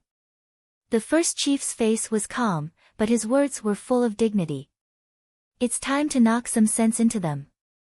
Prime Minister Zhang's voice was unfathomable. It was clear that several big shots had already made a decision. Azure Dragon's eyes were filled with great astonishment as he listened to the big shots' words. Clearly, these big shots were going to lay their hands on the 8 great clans, and all of this was because of Yi Xian. This guy, what did he do? Azure Dragon muttered to himself in shock. Wind and clouds gathered as they watched coldly from the sidelines. While the 8 great clans were waiting for the leaders to make a decision, a series of thunderstorms suddenly struck the 8 great clans. Overnight, there was a huge earthquake in the military, political, and business world.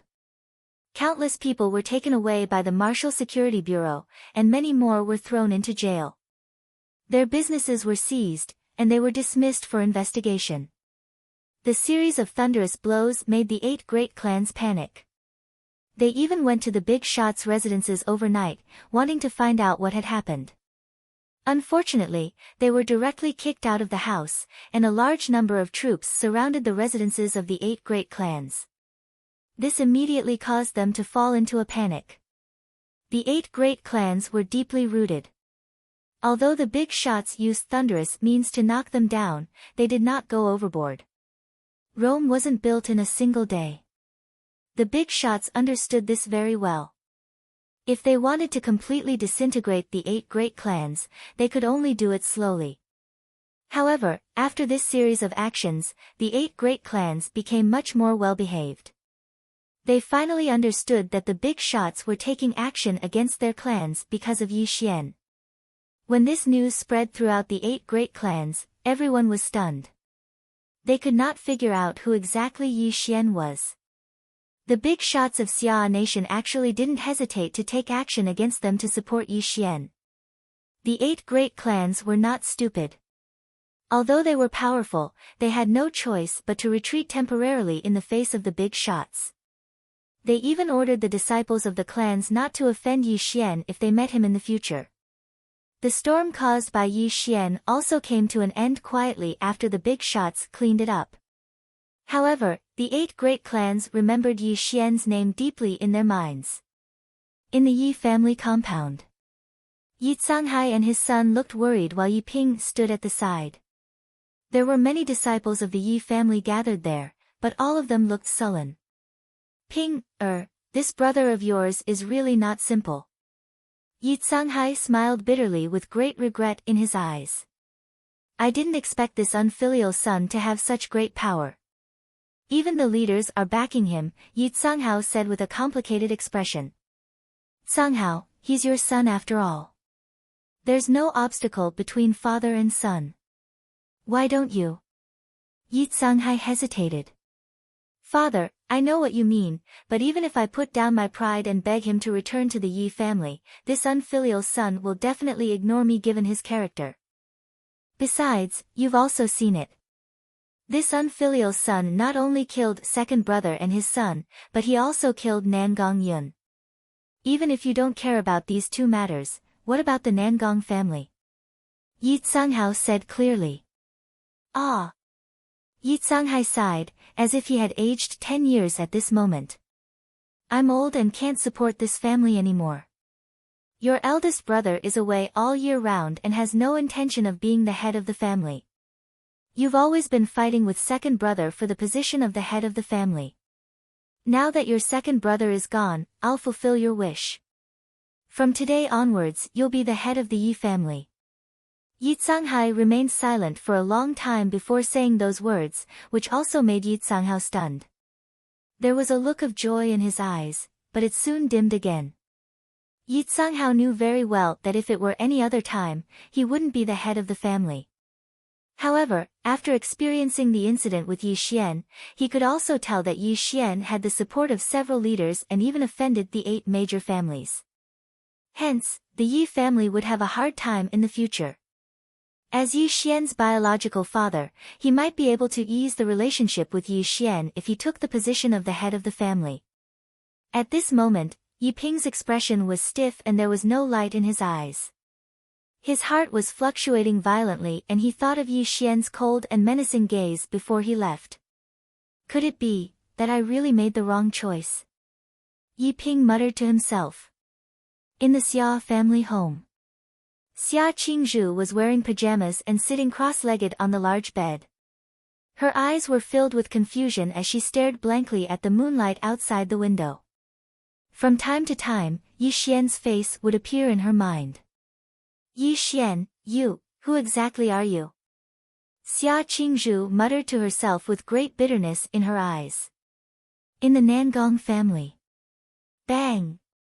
The sound of jade breaking filled the air and the head of the Nangong family's face turned red. His sinister expression was extremely terrifying and the people of the Nangong family dared not breathe too loudly. Yi Xian, you killed my beloved daughter. This feud is irreconcilable. The head of the Nangong family paced back and forth while emitting a cold aura. Clearly, he was extremely furious. Even if you're a Khanate realm warrior and have a few big shots protecting you, the Nangong family will definitely make you pay the price even if we have to use up all our 100 years of heritage. That night, the 8 major families were in an uproar. However, they didn't know that Yi Xian had never really taken them seriously. Besides, the chaos that would happen in the future would make them understand what a terrifying existence Yi Xian was.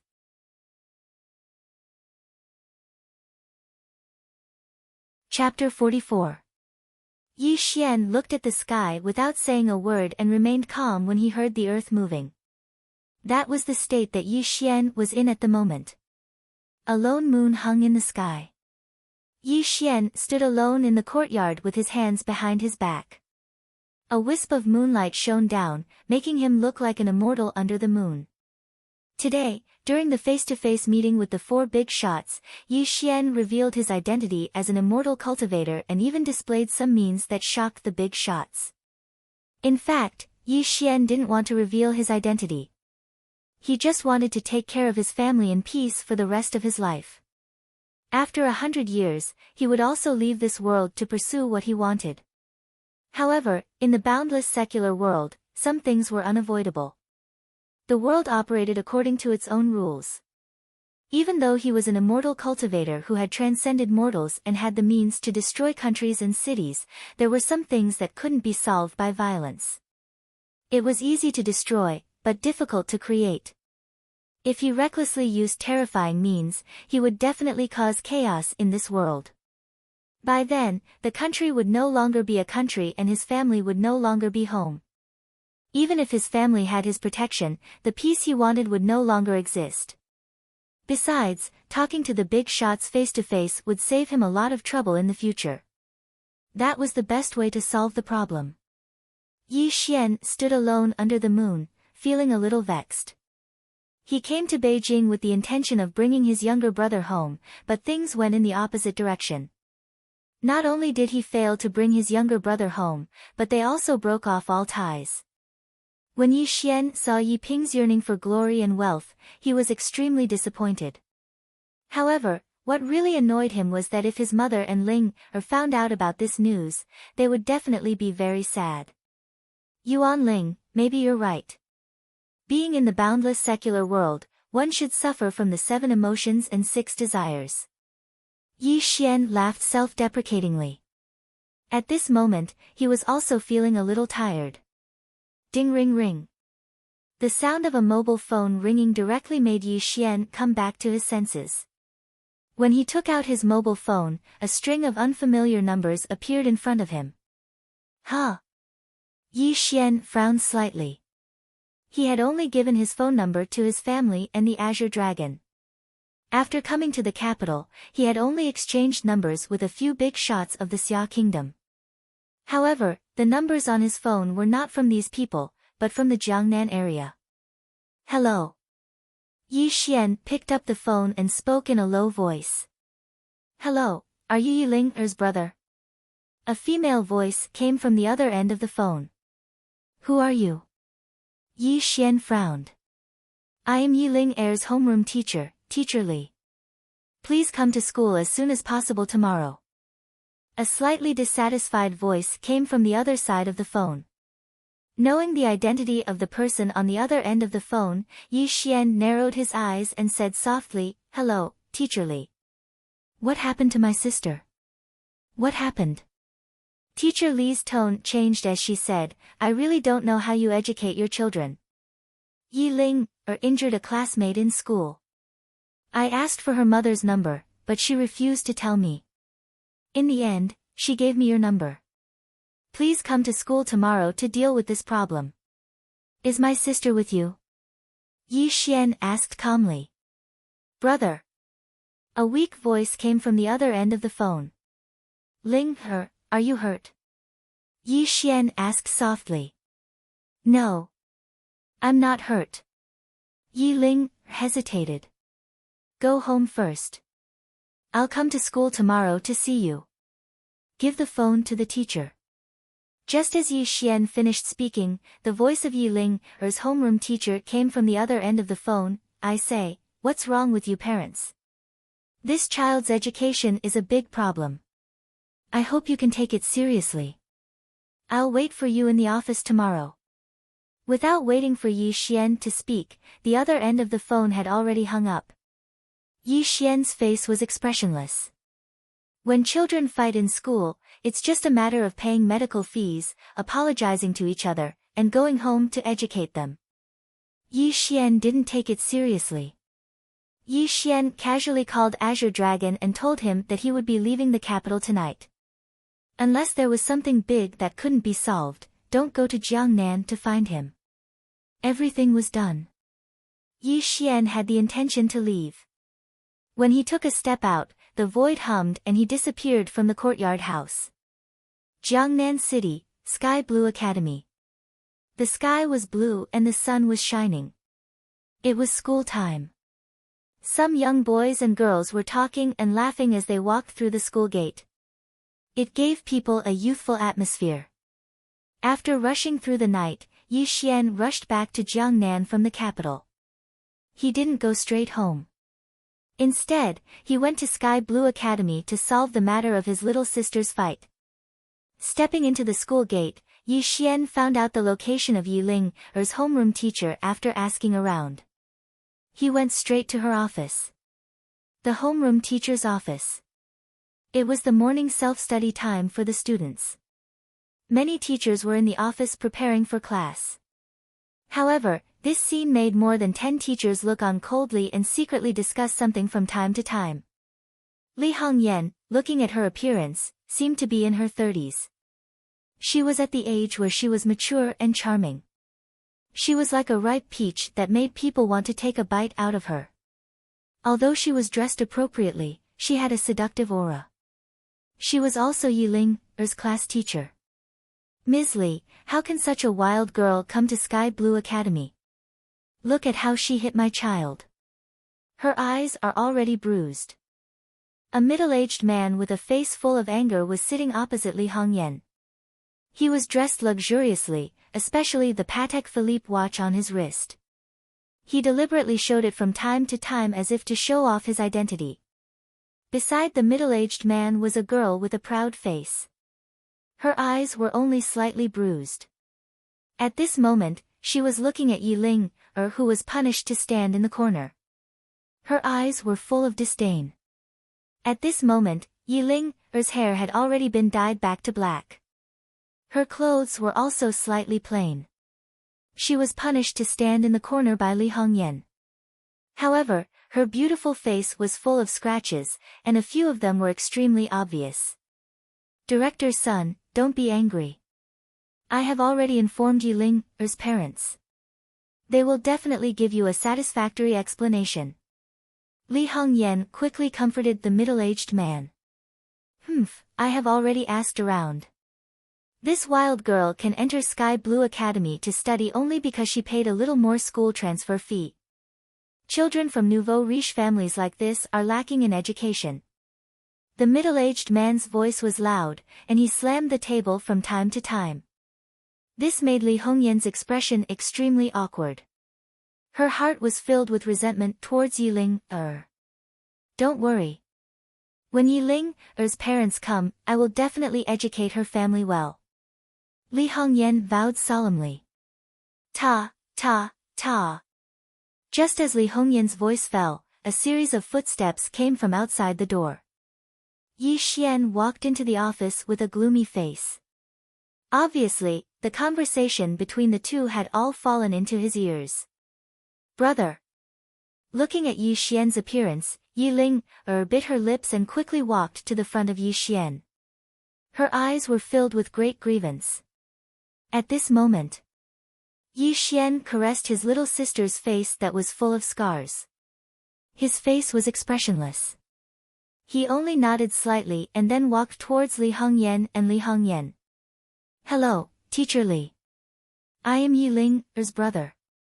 I wonder how you would like to deal with this matter. Yi Xian sat directly opposite Li Hongyan.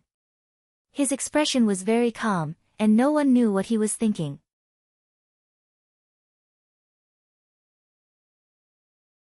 Chapter 45. As a teacher of Sky Blue Academy, Li Hongyan's parents usually had to be polite to her. Because of the fight between the two children, director's son had slammed the table and glared at her, which made her feel resentful. Now that she saw that Yi Xian didn't even have the intention to apologize, the anger that she had been suppressing for a long time finally exploded. How should we deal with this? Li Hongyan's face was cold as she directly scolded Yi Xian. Yiling fought in school. You parents have a lot of responsibility. This incident will be recorded as a major demerit. If something like this happens again, you will be expelled from school immediately. Hearing Li Hongyan's way of dealing with the matter, Sun Wanxiang wasn't very satisfied, but he didn't say anything. He only looked at Yi Xian from the corner of his eyes and said, I don't lack medical fees, but your sister must apologize to my daughter. At this moment, in the huge office, many teachers looked over.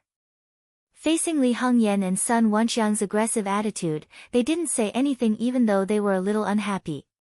Looking at the two's fearless attitude, Yi Xian seemed very calm. He slowly got up and went directly to Yiling and said, Ling, between you and this student, who started the fight first? Looking at Yi Xian's calm expression, Yiling said weakly, she hit me first, then I fought back. Looking at the brother and sister's question and answer, Li Hongyan was stunned. Then, she said righteously, it's her fault for hitting you, but it's your fault for hitting her back. Li Hongyan's words didn't seem to be wrong, and the other teachers nodded. Obviously, fights between students happen from time to time. It was just like the example that people often used, if a dog bites you, can you bite it back? The school's educational attitude was to let students learn how to comfort and not make things difficult for people who weren't worth it. This was the essence of a student. Hearing Li Hongyan's righteous words, Yiling bit her lips. She wanted to refute, but when the words came to her mouth, she didn't know what to say. There was only a great grievance in her eyes. Suddenly, she turned around. Yi Xian strolled towards Li Hongyan, and the next scene completely stunned everyone in the office. Pa! Yi Xian ruthlessly slapped Li Hongyan across the face, causing her to stagger. The red handprint on her face was extremely obvious. Silence, extreme silence. Li Hongyan was stunned by Yi Xian's attack. She only recovered after a few breaths of time. Her face was filled with extreme shame and anger. She bared her fangs and brandished her claws as she pounced towards Yi Xian. Pa! Yi Xian slapped Li Hongyan again. This time, Li Hongyan was sent flying. Several of her teeth fell out of her mouth, and her charming body smashed onto the desk. It's my fault for hitting you, but why did you fight back? Yi Xian asked softly. At this moment, Li Hongyan's cheeks were bruised and her hair was messy. She was stunned by Yi Xian's direct question. Her eyes were filled with resentment, but she didn't know how to answer Yi Xian's question. The surrounding teachers looked even more complicated. It was obvious that Yi Xian's actions were extremely violent, but they couldn't find any fault with it. A parent hitting a teacher. This is going against the heavens. How does your Sky Blue Academy educate people with such a student and a parent? Although Sun Wanxiang was surprised by Yi Xian's actions, he was here today to avenge his daughter. This made his gaze towards Yi Xian become even more unfriendly. Mr. Sun, you're this student's father, right? Yi Xian pulled a chair and sat directly across from Sun Wanxiang. Yi Xian didn't look at a teacher like Li Hongyan anymore. Yi Xian silently went behind Yi Xian, her eyes filled with complicated emotions. Don't think that I'm afraid of you just because you're a martial artist, Sun Wanxiang said disdainfully. My sister is wrong for hitting your daughter. I'm here to apologize on her behalf. Yi Xian's attitude stunned Sun Wanxiang. He thought that Yi Xian wanted to use force to intimidate him, but he didn't expect Yi Xian to apologize to him. This made Sun Wanxiang mistakenly think that Yi Xian knew his identity and was about to give in. If an apology can solve this, what's the use of an arrestor from the Hanging Mirror Department? Sun Wanxiang didn't back down. How about this? Your daughter is injured. I can pay you any medical fees you need, Yi Xian said expressionlessly. Medical fees? Sun Wanxiang was stunned. Although he didn't lack money, the more money he had, the better. This made him look at Yi Xian carefully, and then he sneered, Sun Wanxiang, have a daughter from a rich family. The medical fees will be at least 1 million. As Sun Wanxiang's words fell, the teachers in the entire office burst into an uproar. They looked at Yi Xian's humble attitude with contempt. Sure. Yi Xian didn't waste time. He took out a gold card and handed it to Sun Wanxiang. There's 1 million in this card. Take it as this student's medical fees. The password is the last 6 digits of the card. Looking at Yi Xian's actions, Yi Ling said anxiously, Brother, you can't give it to him. Ling, don't mess around, Yi Xian said calmly. Taking the gold card from Yi Xian's hand, Sun Wanxiang didn't expect that the young man in front of him would really pay him 1 million. This put him in a good mood. He stood up from his seat and said, Seeing that you have a good attitude, I'll let this matter go. Sun Wanxiang was about to walk out the door with his daughter, but before he could take a few steps, Yi Xian's calm voice rang out. We've apologized and paid the medical fees. Shouldn't we talk about my sister's injury? Sun Wanxiang's expression changed. He suddenly turned around and looked at Yi Xian. His voice was gloomy. Kid, don't be ungrateful. There are some people you can't afford to offend. There's no one in this world that I can't afford to offend. The matter hasn't been settled yet. Do you think you can leave? Yi Xian's expression slowly darkened. Ha! Seeing Yi Xian's change in attitude, Sun Wanxiang's heart skipped a beat. He had a bad feeling about this. Then what do you want? Sun Wanxiang said sinisterly. I'm a very reasonable person. My sister's face is covered in scratches. I want you and your daughter to apologize to her and pay for her medical fees, Yi Xian said coldly. Apologize? Medical fees? How much do you want? At some point, a few bodyguards had entered the office and stood behind Sun Wanxiang. They looked at Yi Xian with a sinister smile. 1 billion Chinese dollars. And you have to apologize to my sister in front of the entire school.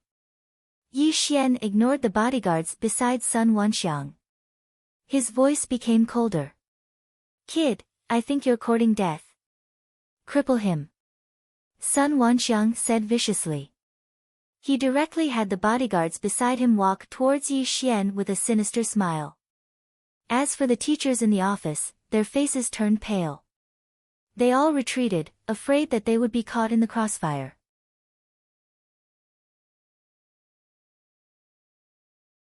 Chapter 46. The homeroom teacher's office was in complete chaos. A few female teachers quickly called the police and reported the incident to the principal of Sky Blue Academy. Meanwhile, a few bodyguards had already arrived in front of Yi Xian aggressively. Obviously, they were going to beat up Yi Xian in the next moment. Stop! Suddenly, a gentle voice came from outside the door. Yun Mengyao was holding a textbook in her hand as she quickly walked into the office. Her beautiful face was not looking good. Sun Wanxiang, what are you doing? Yun Mengyao's appearance startled Sun Wanxiang. He quickly dismissed the bodyguards and came in front of Yun Mengyao with a flattering smile. Miss Yun, it's actually nothing serious. It's just that this kid was being unreasonable. I just wanted to teach him a lesson. Sun Wanxiang, I'm warning you. This is Sky Blue Academy. It's not a place where you can do whatever you want. Yun Mengyao's face was filled with disgust as she reprimanded him directly. Yes. You're right. I'll leave now. In front of Yun Mengyao, Sun Wanxiang immediately lowered his head and apologized profusely. He then turned to look at Yi Xian and said, Kid, I'll let you off today because of Miss Yun. I hope you know what's good for you. Let's go. Sun Wanxiang called the bodyguards and was about to leave the place. However, before he could take a few steps, a huge force suddenly exerted on his body, causing him to kneel down abruptly. Bang! The floor made a dull sound as both of his knees broke. A miserable howl came from Sun Wanxiang's mouth. Unknowingly, Yi Xian also appeared in front of him. Did I allow you to leave? Yi Xian said coldly. Such a shocking change startled Yun Mengyao. She quickly looked at Yi Xian. When she saw Yi Xian's face, she was even more shocked. It's you. Yun Mengyao deeply remembered Yi Xian's appearance. That day at Sky Blue Academy, it was this man in front of her who completely ignored her existence and fiercely taught her students a lesson. Unfortunately, Yi Xian directly ignored Yun Mengyao. His face was cold as he grabbed Sun Wanxiang's hair and lifted him up. Ah! The excruciating pain from his scalp made Sun Wanxiang howl in pain. He kept struggling in Yi Xian's hands, but he couldn't break free from Yi Xian's grasp. 1 billion xia currency, not a single cent less. If you can't take it out, then leave your life here today. Yi Xian seemed to be talking about something very casual, but in the ears of everyone present, it sent a chill down their spines. They could almost feel that Yi Xian wasn't just joking. He really wanted to take Sun Wanxiang's life. You bastards, why aren't you saving me? Sun Wanxiang cursed out loud, which made the bodyguards come back to their senses in an instant. They rushed toward Yi Xian even more fiercely. Bang bang bang. Before the crowd could see what had happened, several bodyguards were sent flying. Blood spurted out of their mouths, and several of their ribs were broken. They fainted on the ground. Ah! Such a scene directly caused many female teachers to scream, and also caused the entire office to be in chaos. Bang! Yi Xian lifted Sun Wanxiang up and pressed half of his body onto the office table. He picked up the fruit knife on the table and stabbed it into the table. I'm a very reasonable person. If you don't have money, it's fine. 1 finger for a million.